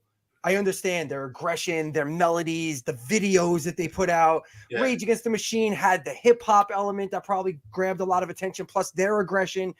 The fuck? How did Primus? Like, how did they? Who's listening to this? And like, this is like late night stoner shit. And they're so. And what's so funny about Primus to me is that you listen to like Jerry Was a Race Car Driver or My Name Is Mud. To me, it is so like pinnacle 90s. It is so emblematic of what the 90s was. Fucked up, dark in a very hilarious way. Like, that's exactly what the 90s were. Yeah, so there you go. You were able to go in so many different avenues, and nobody cared. Nobody labeled you. You just went wherever you wanted to go. You were able to choose different areas you wanted to go to personally. Yeah, I'm sorry. Most creative decade of music. I'm sorry. I know the 60s gets a lot of love, and they should, because a lot of things happen in the 60s. But when you can take so much establishment, because there's so much established by 1990, and then take it in like 95 different directions off the establishment, that's hella creative. That is a whole new level of creative. I can't even... The 90s beat the hell out of the 80s when it came to music. I'm sorry. I don't know why people are so up on the 80s. To me, I love both. 90s. I love both decades. I think the 70s kills both of them, but yeah. Okay, well, don't misunderstand what I'm saying. from quality versus creativity. There are two different things going Yeah. on here. Like Yeah, quality I wise, understand what you're saying. Yeah, it is hard to top the 60s and 70s when it comes to quality because not only were they creative, but they did the best of the best. Like they and they laid were the also putting groundwork. albums out like every 6 months. Yeah, absolutely. But like the 90s, like was just, and the 80s were very creative too. Don't get me wrong. But again, I don't know. Like if I take like Art of Noise and Madonna and Prince and like Herbie Hancock, like I'm just trying to grab things from 4 different corners Right. and just be like, and then add in the metal, like the Iron Maidens and it's all very creative, but they all have a similar sound to them though. They all have that 80s thing where the 90s, everything has a different sound. You had Korn and Rage Against the Machine and gangster rap started like being a really big thing and took on a different form altogether, and which changed pop music because then pop music started integrating some rap elements and hip hop. It was crazy, man. The 90s are out of Even control. metal- Strong in the even- 90s too. But even metal was great in the 90s too. Like it went a little bit more underground, but you had your industrial metal, you had your fucking stoner metal, you had your fucking Well, you had like the blue, you had kind of a bluesy rock kind of Well, you had- revival. yeah, like you had kinda- prog rock, you had prog metal, Prog metal like came in like big. exploded. Yeah. I mean, and then you have bands like Nevermore that would like start to influence like what would come in the 2000s with like Jeff Loomis. early kind of Black metal like became black big. metal, like I mean that was underground, but it really germinated in the 90s then. And death metal exploded. Death in metal. the 90s. Death metal, which became metalcore. Like it was Yeah. crazy. It's metalcore was born in the 90s, and new metal was born in the 90s, and rap metal, and oh god, funk metal. I mean the whole Pantera thing, like it's crazy. It's crazy. The 90s. We should do a whole show on the 90s. How about that? All right, we're gonna go number 4, man. So go ahead, Chris. Oh, it's my turn. No, I already did that. Sailing the Seas of Change. I'm sorry, Joseph. Primus sucks. Motorhead, Bomber. Bomber. This is the one that I mentioned in our group chat earlier. For some reason, I was convinced that Ace of Spades was their third album, and I was gonna die on that hill. Oh, okay. And that I literally put it. I was making my list, and Ace of Spades was my number 1, and I'm like, wait, hold on, that's not their third album. And so here we are at number 4 with Bomber. Not quite as good as Ace of Spades, but still a fantastic album. I mean, like all the songs you said, Dead Men Tell No Tales. Yeah. Sweet Revenge is a really underrated track on this one. I mean, Sharpshooter, Stone Dead Forever, the title track. Just so many great songs. And I love this current reissue campaign that they're doing for like the 5th time of these like hardback book kind of releases for the CDs, and each one of them comes with a full never before released live show from that era. So right now I think they're up through Another Perfect Day. So they're kind of slowly working their way through. Some nice reissues, man. Yeah. Another Perfect Day is like a borderline prog metal album. It is, and I love it. I love it. It's crazy. Such an underrated album. I mean, the only album with that lineup with Robbo. Yeah. And what a just out of left field album where they they took a kind of a step back with Iron Fist, where the formula was getting a little stale, and then Fast Eddie leaves. They bring Robbo in, fresh off Thin Lizzy, and like this weird album comes out of it, and it's an amazing album. Agreed. Completely agreed. All right, cool, man. Andy, man. Yeah, my number 4. I'm just gonna say this real quick before we move on. What's the name of that album by a Motorhead with a Robbo on it? Another Perfect Day. Okay, because I'm not that much versed into Motorhead, but what I do hear, I do like. It's got a different cover. It's got a weird looking cover too. Oh, I love it. Cool One of my artwork. favorite cover artwork from them. Yeah. Where's that? I'll check that out. My number 4 is the great Jimi Hendrix. This album is pretty weird, man, for Jimmy. There's a lot of great music on here. Here's the back of it. Their third album being the Jimi Hendrix Experience, the Electric Ladyland. Yeah. Really good stuff on here, and his guitar playing and everything that you see. That's one thing about Jimmy, and we talk about Jimi Hendrix a lot on here. I know, but he's not just a great guitar player. He's everything. He's a total package. He's a great singer. He's a great lyricist. He's got his hands in everything. Yeah. And that's what's so great about Jimmy, and that just gets overlooked. That True artist, a man. package. He's a true artist, man. Yeah. From what I understand, he's a pretty like fucking dope human being too. Like Yeah. he I've was always just a heard cool that about guy. him. Just a really chill laid back. dude. Yeah.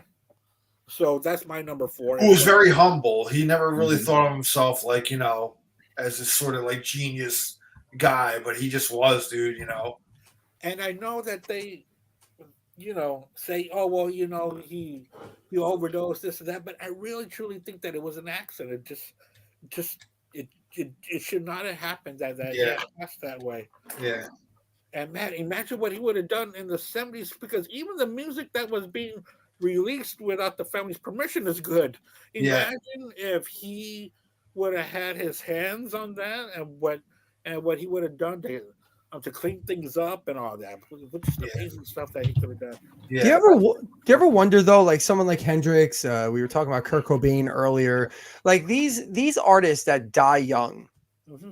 Do you really think like we want to think the best, like their talent was going to carry through, or they were going to but like I don't know. I feel like they burn so hot like a sun or like a star that they would have eventually either burnt out and just went away, like not died, but just went away, Right. or I don't know, their stuff would have become rote. They would and, have like, turned mediocre. yeah. I think Kurt Cobain definitely would have burned out.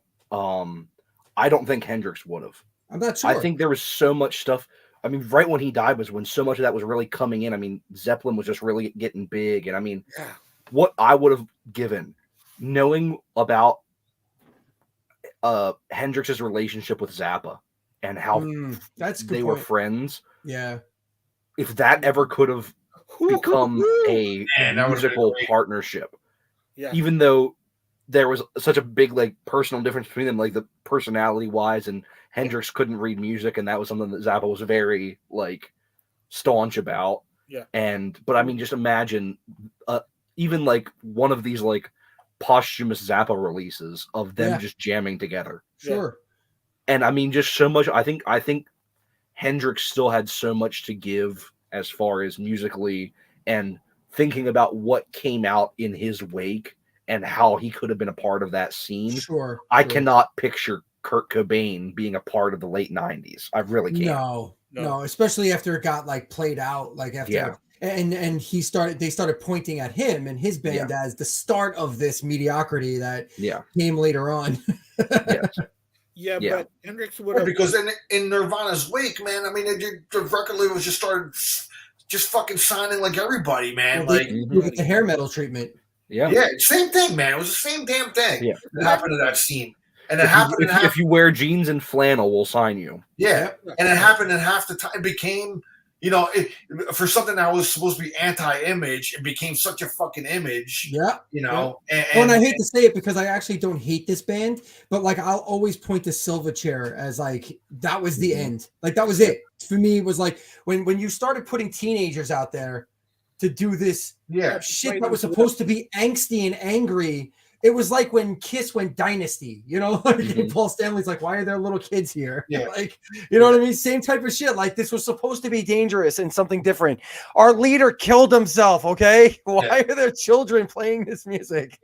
Yeah. And then like 2 or 3 short years later, everything changed in the mid 90s. Everything changed. Everything got watered down. Just like Al and I, we've been wanting to do a show about the 10-year itch, about bands lose their creativity after 10 years. It happens to everybody. It happens to every band. Yes, they're still around, but their creativity is long gone. They're formulaic. Like everybody has a window. Almost name any band, and we can pinpoint what 10 years. You still got to do that show, man. Yeah, I know. I will give you one great example of a band that does not have that. And I would say, who is that? Motorhead. I was gonna say, They I were think solid, man, throughout like their whole career. Some of my favorite Motorhead albums are that run from the early 2000s. I mean, I think Rush fits that bill too. Rush does as well. I think Rush has the perfect career, in my opinion. I just, Motorhead has had some misses. Of course, I'm an avid Rush fan. So I'm an avid Rush fan. So, you could tell me all day, like, well, this album, I'm like, yeah, no, you're high. But, I would say Rush and Motorhead both have albums that I prefer less, but I wouldn't say I hate any of the albums from either of those bands. Sure. Think about that. All right. So where are we at? We're at Of course, and of course, Nickelback. Of course. Right. Moving on. Number 4. Number 4, I'm going ZZ Top, Tres Hombres. Tres Hombres. Yeah, dude, Joseph touched on that. I just saw ZZ Top recently. It was the first time I've seen him after Dusty's passing. I thought Elwood was cool. I mean, he fits the thing. It was just kind of weird seeing him without Dusty, though, because for 50 years they were the fucking same lineup, So, but it was still cool to see them. And when they went into Jesus Just Left Chicago, I love that stuff, man. When they play anything over Tres Hombres, they didn't do Beer Drinkers and Hellraisers though, but and they didn't do did they do like they did like Range.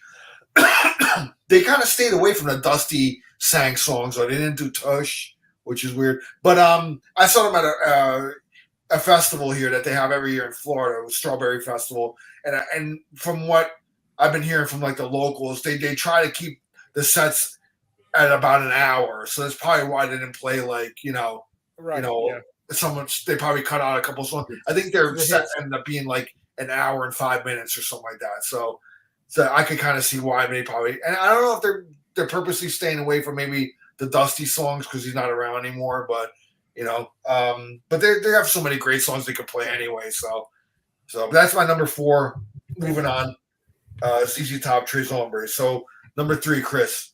Was it the last show that we did, the producer show? Yeah. Or was No, that's not the last That was one. a couple shows ago. the last one I did? The last one anyway. The last I'm one, going to say, I was on the last one you did, I think, Chris. which was what? What did we do? Love songs? Was that the love song one? Yeah, but that was on the PS session. No. Oh yeah, that was a different show. Yeah, I think we did producers. Yeah, we did producers here. That's what we did. Anyway, I get to bring up Terry Date for the second time, and I get to talk about this album 2 times in a row. Prong, Cleansing, 1994. Absolutely bombastic, badass, one of the most underrated albums of the 90s. Probably the only Prong album I like as a whole. They just did a cover of a Rush song, which I didn't really care much for either. That's actually not their third album, though. How do you figure? Prove You Wrong. Prove You Wrong is their third one. Prove You Wrong is their second album. Is no, it's not.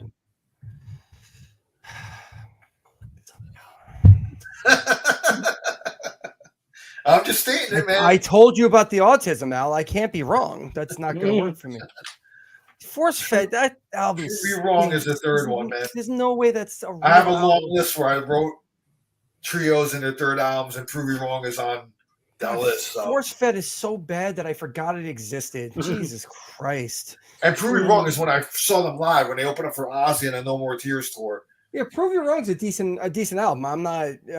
That's not the problem. The problem is Cleansing is so much better that it should be the third and fourth albums. That's how we're gonna. It's not. So let's move on. Okay. So then let me give you my number 2 then, and I'll replace my number 2. My number 2 is the Winery Dogs 3, their third album. Richie Kotzen, Billy Sheehan, Mike Portnoy. Yeah. Just decent, solid rock music. It's to me, it sounds like a Richie Kotzen solo album, but that's always kind of how it goes with me. Because Richie Kotzen has such a unique sound. That's his. No matter what band he's in, it sounds like a Richie Kotzen album. Like it's so weird how that guy can't conform to anybody, and that's fine. I guess he's made a career out of it. It's hard to believe that man was ever in Poison. Well, that's what I'm trying to say. That's what I'm getting at. I'm surprised Winery Dogs lasted 3 albums because every band he's in seems to fall apart. So who's in Mr. Big too, right? Yeah, it's like the calling card for the death of a band. Yeah, you bring in Richie Kotzen, and then he fucks your girl, and then he fucks your girlfriend. I was gonna say Richie Kotzen is the equivalent of getting pregnant to save the marriage. Okay. Yes. He's got a lot of great solo stuff too that I like. Yeah, he's an awesome musician. That's why it's so weird. Like Smith I was Kotzon's a great album. Oh yeah, dude. if I was gonna replace Chris Cornell in Soundgarden, it would either be Miles Kennedy or Richie fucking Kotzen. No, I'd have to be Richie Kotzen. The guy's incredible. So yeah. Yeah. So anyway, that'll be my number 3 then. Okay, you take your asterisks and your Yeah. stick it in your ass. There you go. There you go. Winery All right. Dogs 3 done. My number 3 will be quick. Da da da da is all I have to say to you. And we move on. Yeah. My number 3 has already been talked about. These guys did not play rock or blues. They played Texas, plain and simple. Yeah. They're just a Texas band. Tres Hombres. Absolutely love this album. There's the insert of it, which is a Tex-Mex dinner. Beautiful stuff. Tres Hombres. I've seen ZZ Top so many times, but I haven't seen them without Dusty, and I don't think I will. I'll probably skip them. Growing up, ZZ Top was just in my blood. I mean, ever since I was young, Of course, man. that was one of the first bands that I remember knowing. So ZZ Top, my number 3. All right, man. My number 3 has been talked about before already. Chris brought him up. King's X, Faith, Hope, Love. What can I say? One of my favorite bands of all time. I love. You were talking about production. Yeah, I love the production of Dog Man. When who came in and produced that one? I don't know. You know producers better than me. I don't. Brendan O'Brien. Brendan O'Brien. Oh. Right. Awesome producer, but I do love the Sam Taylor produced first 4 albums, man. To me, like that, the King's X sound is like that, like Ty's guitar, like that tone that he has, man, is just fucking incredible, dude. And Moan Jam. Don't listen to that song while you're driving because you will get a fucking speeding ticket. I'm telling you, man. And I think if they play that song now, I think Jerry Gaskell will get another heart attack. One of them would it be the 5th or 6th? Because the drumming on that is just like insane, dude. Like the constant like speed that he's like playing, like it's insane. I mean, one of the most talented 3-piece, man. And like, I always fucking bring it up. It's like if you open up the dictionary and look up underrated, I mean, their picture should be under there. It's synonymous. Absolutely. So love them. And I wish they would fucking come tour down here in Florida. They don't come to near it. They always play up in that area, Pennsylvania. Unless Jersey. you like the new album, you're not going to be very pleased. Well, I don't care, dude. I go to see them anyway. They play mostly the new album, which I respect. They do the Rush thing. They're doing like 8 songs from the new album, and that's fine. But I happen to dislike. It's the first King's X album I disliked. So when it's good, we call it the Rush thing. When it's bad, we call it the Iron Maiden thing. we call it the Book of Souls. All right, so that's my number 3. King's X, Faith, Hope, Love that album. They could do no wrong for me. Those first fucking you're right. The whole discussion. Well, Mr. Bulbous was very. Was that the one? No, what was the one? Watch Your Mouth. It's like my favorite album. What was the one they really got experimental? Was it that one or Manic? Oh no, Manic Moonlight is the one you're thinking of. I mean, Mr. Bulbous is a little. Album. It's good. Mr. Bulbous is a little out there too, but Manic Moonlight was the one where they got very into the electronic stuff. They started doing a bunch of loops and yeah. But the song Jenna is out of fucking control. I fucking love that song. I can't But yeah, I agree. They're the majority of the even like Black Like Sunday, which is like a bunch of retreads, is a phenomenal album. I love that album. All right, so that's my 3rd. We'll go to number 2. Go ahead, Chris. Number 2, we were talking about stoner metal and stoner rock earlier. This is like an OG stoner rock band, Sleep, with Jerusalem and Dope Smoker, which are 2 separate versions of their 3rd album. So I don't think there's not much of a difference between the 2 albums per se. I think it was just released under 2 different labels. I don't know the background story on this one. I just know the music, and the music is just it's grungy. It's stoner. I think it's a different label thing. Yeah, I think that's exactly what happened because it The album's Yeah. been re-released like 7 times. Like it's been re-released like multiple times. 2012, 1999. The lengths are all different. So yeah, I just think they just relabeled them. But anyway, that Sleep album's awesome, dude. yeah, it's a good one. And just to harken back to my original, I think the guitarist on High on Fire also plays in Sleep. So I'm almost 100% sure of that. Again, I don't know my ins and outs of the stoner guys. I just know how badass the songs are and the music is. So Yeah, dude, that album, man. If you really want, it's like one of those just kind of. If you just want to like just sit back and just kind of zone out, dude, it's like that's the fucking like you put that on. It's I don't know, man. Just the guitar, the tone, the riffs, kind of just could put you in a trance almost, dude. very drone. It's a lot of drone in there. It's good. It's good. Yeah. Good. I love it. Yeah, so good pick, man. All right, Joseph, number 2. All right, my number 2, aside from chocolate and watches, the best thing to come out of Switzerland, in my opinion, Coroner, No More Color. Oh yeah, Foreigner. Wow. Yes. Ooh, what an album. I like that Joseph's picking like some of these because that was on my long list as well. Yeah, I mean, Coroner I think is one of the most underrated thrash bands. I mean, just amazing stuff. Some of this album, Die by My Hand, Mistress of Deception, Tunnel of Pain, just some great stuff on this album. And I love their album artwork. I mean, this one and then Mental Vortex afterwards. It's Anthony Perkins from Psycho on the cover. Just some great covers for some great thrash albums, and they're a really underrated band. If you don't know Coroner, definitely check them out. Really underrated 3-piece out of Switzerland. Awesome, man. Real quick, going back to the King's X thing, I forgot to hold this up. Faithful signed by all 3 of them there. Oh wow! So it's kind of cool. And I wanted to show this off because this is a very hard album to get, and I got my hands on it. Pre-King's X sneak preview. I found it on vinyl. Wow. What is that? Sneak preview. It was King's X before they were King's X. Wow. This is like a holy grail. Are there any like any of the songs on there?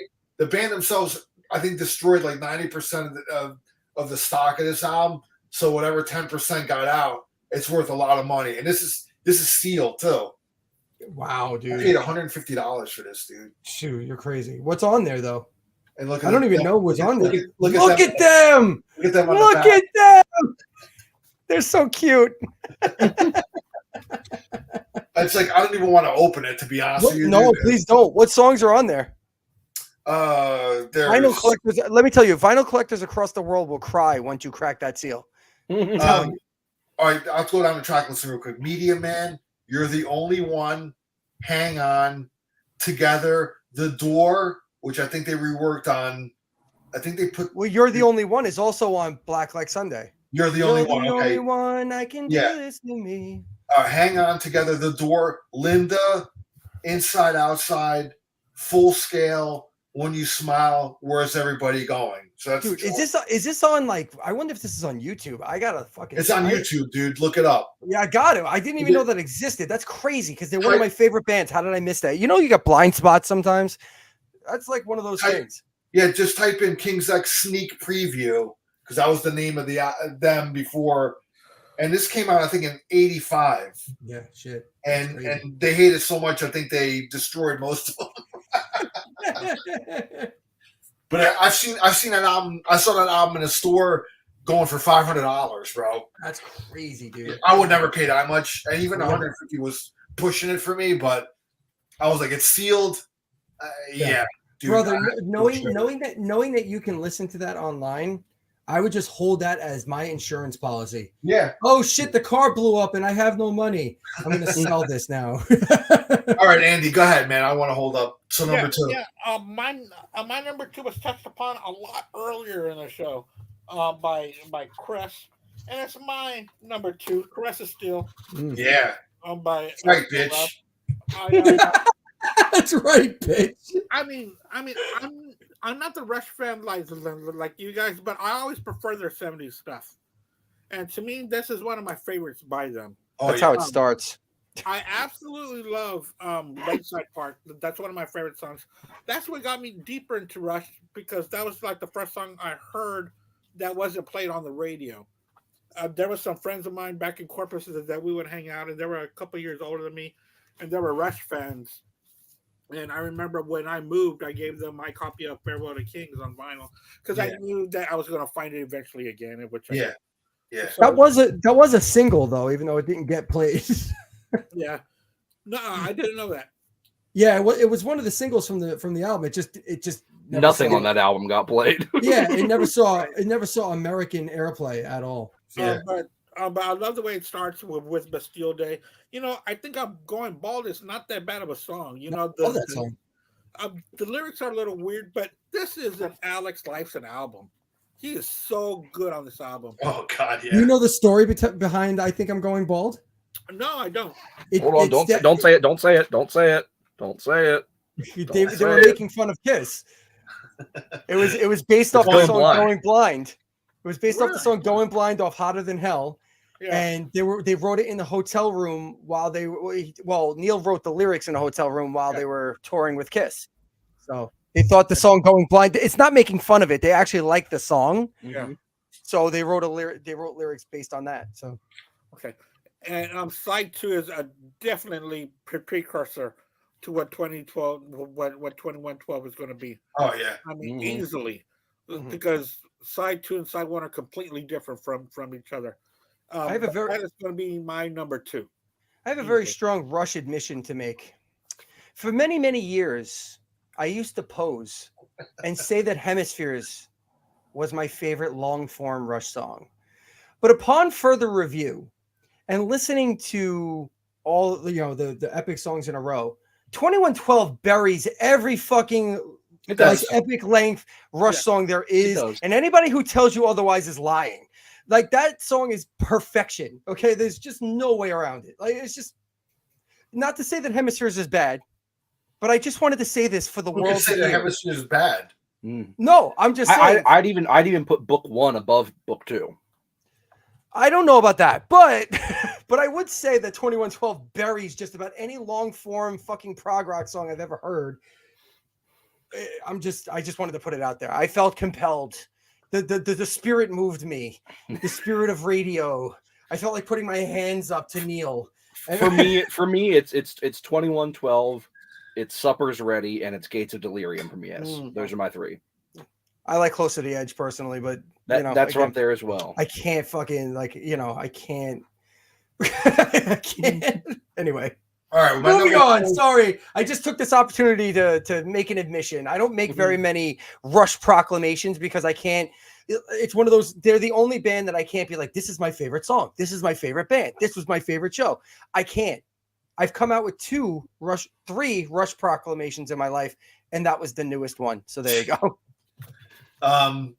So yeah, my number 2, my man Andy, bro. Fucking call me the weird one. Boom. Call me the weird one, man. But like, I love this album so much. There's only one album on this list that I gotta put above this one, and when we get to it, I'll talk about it. But dude, for me, it's all about the Necromancer on here, dude. That Great fucking track. song is like, you want to have your head blown away, dude. Just put that in the middle of the night in the dark Yeah. on headphones and just listen to that production, the way they fucking phase shit around your head, dude. It's incredible, dude. And just the story on that, just like the whole story of it, the Necromancer and everything, like just you could picture like the story in your mind, like as a movie, like these 3 guys walking through like a misty forest, and like you just it's fucking awesome. It paints a picture in your head, so I wish like they would like when they did like the reissues, they would have did like their original idea, like to make the cover like chrome, like kind of go back and redo it. Maybe they But- will. You You never know. never know, man. You may get the Crest of Steel box set someday. That's Yeah. not gonna happen. You notice that? That's never you, gonna happen. you notice they skipped the first 3 albums. yes. For good Well, reason. there was it was just the album though. It was nothing extra in it. But there was a box set of the first album. Yeah. But it's just kind of some extras in there, like trinkets and shit like that. But I do have it. But that's my number 2. So now we're down to number 1, Andy. And the number 1. All right, man. Chris, go ahead, man. I was gonna change my number 1 because it was already spoken about, but I decided against that only because how can you deny Jimi Hendrix Electric Ladyland? And the reason why first off, the reason why Rush was at the bottom of my list is because I knew at least one of you were going to mention it. So I wanted to get it out of the way.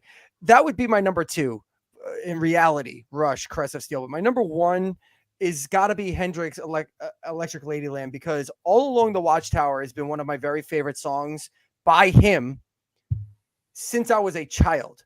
So it's literally other than Rush music, it's literally the only song that no matter what, if it comes on, I'm fucking cranking it. No matter what happens, and it puts me in a space that immediately makes me happy. Like it's just an awesome song. His vocal performance, I mean, on the whole album, but specifically that song, his vocal, his guitar performance, it's all time. It's everything that I love about rock music. And that's it, man. Electric Ladyland. Awesome. Yeah. Good pick. Fucking great pick, dude. Go ahead, man. Joe. All right. So here's where I disappoint Chris and put on my Prague snob douchebag glasses. Oh, no! And discuss the 3 most important letters of the alphabet. Oh, if it's ELP, I'm going to kill myself. Oh, fuck off. Yeah. Oh, it's the lowest Emerson, base, Lake and Palmer trilogy. the lowest base form of prog rock. Are you serious? You hate them? I do not like ELP. I remember we've talked about this on a show Wow. before. I remember you saying how much you hate ELP. I've tried. It's not a hatred thing. It's just, to me, they're just generic Yes and or Genesis. Like it's just not. See, I think they're a whole different thing altogether. I think they're completely different. Yeah. I think they're. But this is the second ELP album I ever heard. My dad is a huge fan of Brain Salad Surgery. I've been into that album since I was very young. So that might also have something to do with why I'm such a big ELP fan, because I was from a very young age. I was very aware of. They're Brain good, Salad man. Surgery. I understand the merits of them. I don't shit on people who like, it's just not for me. I guess maybe my brain, there's not enough room in my brain for more prog rock. I have King Crimson Rush. Yeah, King Crimson Rush, Zappa, Yes, and Genesis clouding up everything. So, and that's a lot of clouds. But yeah, no, this is an amazing album for me. Endless Enigma from the beginning became a pretty big hit for them. I know Dokken did a cover, which is kind of weird. But the Sheriff, Hoedown is a really great instrumental on here. The title track trilogy, Abaddon's Bolero, and really cool thing about this, the deluxe CD. It's disc 2 is an alternate stereo mix from Jacko Jaksic. Did a remix of this album. well, that's cool. And he did this album, and he did Brain Salad Surgery as well. He did a remix that's on that deluxe edition. Really cool remix. But yeah, my number 1, Emerson, Lake and Palmer trilogy. And to be fair, that's in my honorables. So there you go. Oh, wow. And I don't despise ELP, just for the record. I know. I was making fun of you. No, I know. No, I just think I just, to me, it's the gateway drug. I don't know. It is. They're one of the more accessible prog bands, honestly. I mean, the reality of the situation is Rush is the gateway drug to prog rock, because they are the most accessible, and that's what makes them so great. But I don't know. But I mean, of bands that you hear on the radio, I mean, you still hear Carnival 9 on the radio a lot. Oh God, yes. You still hear Lucky Man on the radio. Step Inside. Mm-hmm. Yeah, absolutely. I mean, it's just I can't shit on a band that's that good. I just I don't know. Like I want to like them. I think that's what it is. I really want to, but every time I listen to them, I go, I don't know. I mean, there are other bands, They definitely think a lot of themselves. I'll say that. Yes, well, You come from King Crimson. Well, It's a yeah, highfalutin type of thing. When you're Greg Lake, Keith Emerson, and Carl Palmer, you would think a lot of yourself Yeah, too. yeah, I can buy that. I would never tell them I don't think they're good. Put it that way. I would be like, yo, you guys are awesome. What are you talking about? Cool. All right, Andrew. Andrew. Yeah, my number one. I think Joseph will know who this is, or can guess what my number one is. Probably. Okay. I'm gonna guess. All right, guess. I don't think you didn't mention the Police, did you? No, I didn't. Okay, I don't know. I'm guessing Police. Here is the. I have no guess. Here is the. Did you just get the 30th box set? Deluxe box set of Dookie. Ah, Oh, there you go. okay. This has All right. 4 discs in it. This has the remaster, and then demos of the album, and then their set on their Woodstock in '94 is also in here, and another set is on here. Here's the original one Yeah. that I have had, but this has taken over. I've been listening to this a lot lately. I got it probably about a couple. No, you know what? I got it for Christmas actually. Okay. So there's a lot of pretty cool stuff in here. There's a bunch of stickers and a bunch of postcards and stuff like that. But I thought Dookie was the most perfect album. Came out in 1994, the most perfect time for and those lyrics were just so good, and the music was just so high intensity. And the reason why I said that Joseph will know this was that we did a show with Mark on the Freeform Freeform. on Freeform, which was on a Saturday, which I'm rarely on there. But when Mark said that they were going to do Dookie, I said, "All right, I will do that on a Saturday." And then he shit on camera. It was awful. So Dookie is my number one. I've heard some people call it that. So that's my number one, Dookie. All right, man. My number one, and I'm agreeing with Chris here, man. Jimi Hendrix, Electric Ladyland. I mean, that's one of the greatest double albums. His third one. I mean, really, man. Jimmy had in his lifetime 3 studio albums. Yeah, and that's it. That's it. His entire one professional, insanely great live album. Yeah. his And entire, yeah. his entire professional career was less than 10 years Oh, because he 10 played. years. Like What? 3 years. No, I'm His saying recording career was like 3. no, his recording career, but he was a guitarist for other people for like Yeah, but nobody 4 or really 5 years knew him, before it. though. That's what I mean. The entirety of his career, like the dude played. He didn't even. It's not even like he was a prodigy at guitar at like 8 years old. I think the story goes he picked it up at like what? He was like 15, 16 years old. Yeah. So like it's not even like he was playing guitar just over 10 years. Like, and he gave the world this, like all of this. Yeah. It's amazing. It's amazing. The guy's a prophet. I don't give a fuck what anybody says. To this day, man, when I hear Voodoo Child's Slight Return, I still get fucking goosebumps. I Incredible. get chills, like the hair stand up, man. It's just that's just. I mean, when I started playing guitar, I always aspired to like learn that, and it's just I hack through it, but it's the way he plays it. It's just he's one with the guitar, bro. It's like when you watch clips of him playing, it was just an extension of himself, man. He was put on this earth to do that.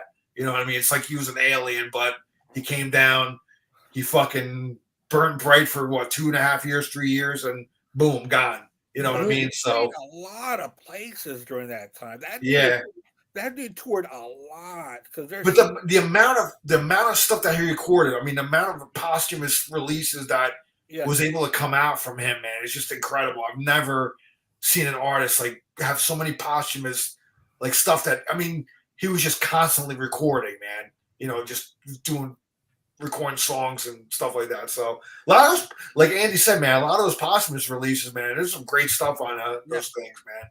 You know, so that's my number one, man. So Jimi Hendrix, Electric Ladyland. So we want to do some honorables, man. If you have any honorable mentions, Chris, go ahead, man. Yeah, I gotta see what else is left. We should do 5, if you have a couple. I said, Green Day Dookie's on mine. Cream Wheels of Fire. I basically just the Grand Funk Railroad one was on there. ELP was on there. The only one on here that wasn't mentioned was by a band that kind of predates all the other metal bands that's ever been. And they're kind of metal. They're called Budgie. Yeah. And the album is Never Turn Your Back on a Friend. Oh, great album, man. Yeah, and this was something that is deep in the recesses of my brain, and it did not resurface until today when I was like refreshing, making sure my list was where I wanted it to be, and I wanted to pick up some extra things just in case people picked the albums that I picked, and I was like, Budgie, why does that sound familiar to me? And then I went, and then I went and looked it up, and I was like, holy shit! I'm like, I fucking know this band. I like, and they're heavy as shit for like the late '60s. Holy crap! Like, well, it was really 70.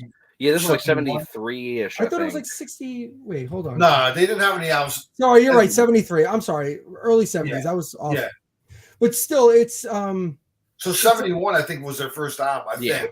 Yep. It's around the same They time. came out right after Sabbath. Like a year or two after Sabbath debuted. So. Okay, yeah. For some reason, why did I think that they? I don't know. I thought that they predated Sabbath by a little bit, by like a minute. But still, either way, very early metal. And well, if they had predated Sabbath, shit. then they would have been highly regarded more than I think with starting that genre then, because they were heavy. They were fucking heavy as hell. They were metal, heavy metal. They were metal. Unfortunately, I think the only reason people really know them is because of Metallica. They're very underground here, man. Nobody knew. Yes, agreed. Yep. Totally. But yeah, never turn your back on a friend. That's a great album. Yep. That was on my long list. Cool. Yep. All right, that's my honorable. Is that all you got? Yeah, that's it, man. All right, go ahead, Joseph. All right, I got a couple here. Most of mine have been talked about. Of course, my shirt here, In Utero. I do have Caress of Steel as an honorable mention. I am not as big a fan as you guys are. I do definitely put this lower on my Rush catalog, but yeah, I mean, Necromancer, great track. Lakeside Park, I really enjoy. Bastille Day. Fountain of Lamneth is where it kind of that's where it loses me a little bit. But yeah, I think it's a good album. I mean, it's a Rush album. It's a good album. Yeah. I had James Gang thirds on my honorable mentions. I had Faith, Hope, Love from King's X. The only one that I had on my honorable mentions list that I did not see anyone that no one mentioned was Venom at War with Satan. Oh yeah. Oh yeah. And that's a sidelong epic too. I was just reading that. I think it was the guitar player that was in Venom. Abaddon was the drummer. Okay. Kronos was the singer. Kronos, it was Mantis. Mantis. I was just reading that. That album was kind of inspired by 2112. They wanted to write like a sidelong epic because like they loved 2112, so they wanted to kind of do the same thing. Of course, it's about Satan, but but that's Satan brought the music back. That's what it was. Yeah. Awesome, man. Is that what you got? Yep. Those are my All five. right, Andy, man. How about you? Yeah, a couple that I have were not mentioned. Like this one almost made my top 10, but it did not quite make it. That's Stevie Ray Vaughan and Double Trouble with Soda Soul. It's a really good album. I really like Stevie Ray Vaughan. Again, being from Texas, 11 years old, listening to the radio, Stevie Ray Vaughan was on it all the time. Also, a third album by another three-piece that's still around today that just finished a fantastic album a couple of years ago. Talk about Dinosaur Jr. with the album Bug. It's a really good album. They almost made my honorables as well. It's a great album. Yeah, it really is. And I showed you all already the Police, the Mendata. I know I probably said it wrong, probably because I don't speak that language or whatever they're talking about. Also, like I had said before, because I showed it, Cream, Wheels on Fire, just fantastic stuff. And Trilogy by Emerson, Lake and Palmer. And what else did I have on here? Oh yeah, I was forced to show Triumph in Just a Game. 3 times. Yeah, 3 times. And that's it for me.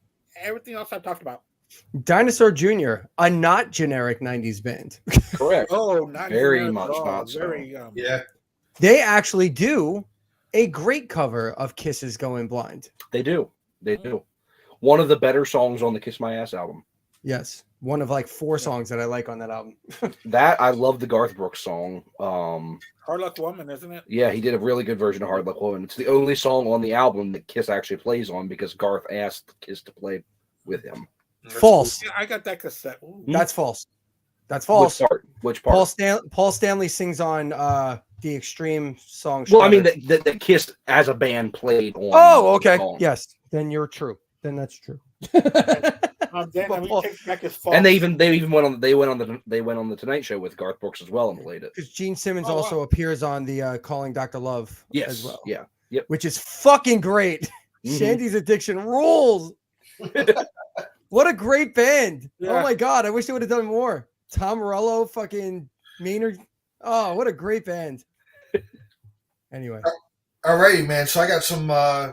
throw those Speaking out. of a great cover of Going Blind, the Melvins do a great cover of that too. Yes, they do. But it's not on this album. That's an honorable mention. The Melvins, Bullhead. Wow. Out of Way that to roll it all together. Way to bring it all together, Al. That's Yeah. awesome. Good job. Melvins, Bullhead. That's their third album, and I got to see the Melvins. Man, they are a fucking heavy as fuck band, dude. They really are, dude. They come out of that Seattle scene. I think of all those Seattle bands, I actually looked up to the Melvins. They were like the kings of that area, that scene. So King Buzzo, man. I was awesome. I was about to say it. Yeah, you said Kings. I was about to say King Buzzo. Yeah. One of my favorite 3 pieces out of Sweden recently, and I've talked about them before. Monolord. Their third album is called Rust. They're another great doom metal, stoner metal band. Monolord, as in Mono. M-O-N-O.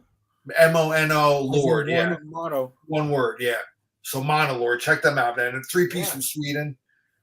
Celtic Frost, man, Into the Oh Pandemonium. my God! How did I forget Celtic? When I was a kid, when I was in junior, no, I'm sorry, I was in high school, and I had a friend that his brother and his friends, his older brother and his friend were way more into more extreme like metal, and I remember hearing Into the Pandemonium. They did a cover of Mexican radio on there, which is pretty They did. funny. That is funny. But this is when they really got like experimental because Celtic Frost is very influential in that whole black metal kind of scene, you know. But they were very, very influential. So they're very this album they got real experimental on it. See, I didn't include Celtic Frost because I wasn't sure how we were classifying Morbid Tales because most places classify it as an EP. So technically, their third studio album would have been Cold Lake. Yeah, we're not talking about that one. That's why I did not include Celtic Frost. Well, you know what? Cold Lake is not the turd that everybody makes it out to be either. It's not a Celtic Frost album. It's not. It's not. It's a whole revamped lineup and it's different. But yeah, I got you. What else do I got here? Pat Travers, putting it straight. Third album, which is the third album was the last album that he's a trio, and then after this one, he would add Pat Thrall and become a quartet. But he did have 3 albums as a trio, so I'm including this one. And Nickel McBrain plays the drums on this album Nico. So before Iron Maiden. So putting it straight, what's the album cover look like? Is that the one where like he's inside of an office? I believe so. I think so. Yeah. Okay. Yeah. What else do I got here? The Rods, man, in the Raw. The Rods. They were a trio. That was Ryan James Dio's nephew, I think. I believe. I think so. So that the Rods, man, they're a great band. Exciter, Long Live the Loud. Exciter, another trio. And that's really it, man. I was gonna put Venom in there too, but you know, Joseph touched on them. So that's really kind of it. There was speaking of what was the Sodom Agent Orange? Yeah. There's a band called Agent Orange. That was And they are also a 3-piece. a 3-piece. They're a more punk kind of California punk band. I remember when I used to do BMX and all the skater guys used to listen to like Agent Orange, you know. So I used to hear them all the time. So their third album was called Virtually Indestructible. So that's a couple honorables. I always mix them up with there's a modern band Code called Orange? Code Orange. Oh, Yeah. Code I always yeah. mix them with like I always forget Is mix Agent and Code Orange together. Isn't Portnoy's kid in them, or he plays drums with them or something? With Code Orange? Yeah, I don't know. I think he plays on one of their albums. I think Portnoy's might. kid, Max Portnoy. If he's like his father, he's played with everybody. But Yeah, yeah. I think he's starting. I think he's starting to be like his father and probably play on like different albums. So, but anyway, that's the show. Third album by Power Trios. He is listed as a member. Oh, okay. There you go. Cool. There you go. I That's only just- really know them because they play a lot with like WWE. They did like Yeah. theme songs and stuff with WWE. Max just joined them last year. So Oh, okay. Because I think Max has another band too. Yes, he does. So they're pretty like I think technical like I don't even know kind of Whatever they are, they're kind of heavy. yeah. I don't know what they're classified as though. Not grindcore, but like kind of metalcore. It's something kind of like that. I think. so. Tala. I don't Oh know. wow. I I do don't know Tala. They're from here. What's that? I know this band, Tala. Atala. Yeah, that's it. That's the name of them. Yeah. Yeah. Well, yeah, because They're Portnoy very- lives What are they near here. classified- What are they classified as? New metal, metalcore, new metal, alternative metal, hardcore punk, All right. industrial metal. All right. Those are 5 very different genres. That's- Okay. They want to cover all the bases there.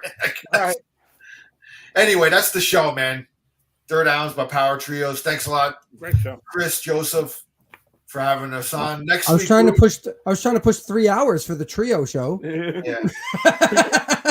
What do we got on Pike for next week? Got any ideas there, Andy? I do not know right now. I've kicked around a couple of ideas, but nothing's really sticking right now. Okay. But hopefully I'll come up with something tomorrow. I need to get something done Okay. by tomorrow, and I'll let everybody know what that is. All right. Cool. If I had known you were at a lack of ideas, Andy, I would have run the one I gave to Mark by you first. Yeah, I saw that, but no, I'm not lost for ideas. But also, I want to say that I've got another podcast with Jerry and Kate called 3 Shots Down, and we just finished an episode about the life of Clive Burr. Oh, cool. So Wow. that's going to be out very soon. That one is actually on like Podbean and Apple and stuff like that. That should be out soon. Cool. We also did an episode about Sid Barrett. That was a very good one as well. Oh, cool. So I gotta check them out, man. yeah, I've been doing that as well. So but Black Spinner Circle will always be my main thing. I just have to come up with an idea for next week, and I have a couple of ideas. I just haven't been set on one yet. I just want to give a shout out to Michael Lynch because he stuck with us through the whole show. So thanks. Hell yeah. Yeah. You're the Yeah. man, Michael. Thanks a You lot. rule, brother. Yeah. All right, guys. So that's the show, man. Until next Wednesday. Cheers to all of yous. Bye, guys. Happy Easter. everybody. Happy Easter, everyone. Yeah. Great Easter. Happy Zombie Jesus Day. Yep.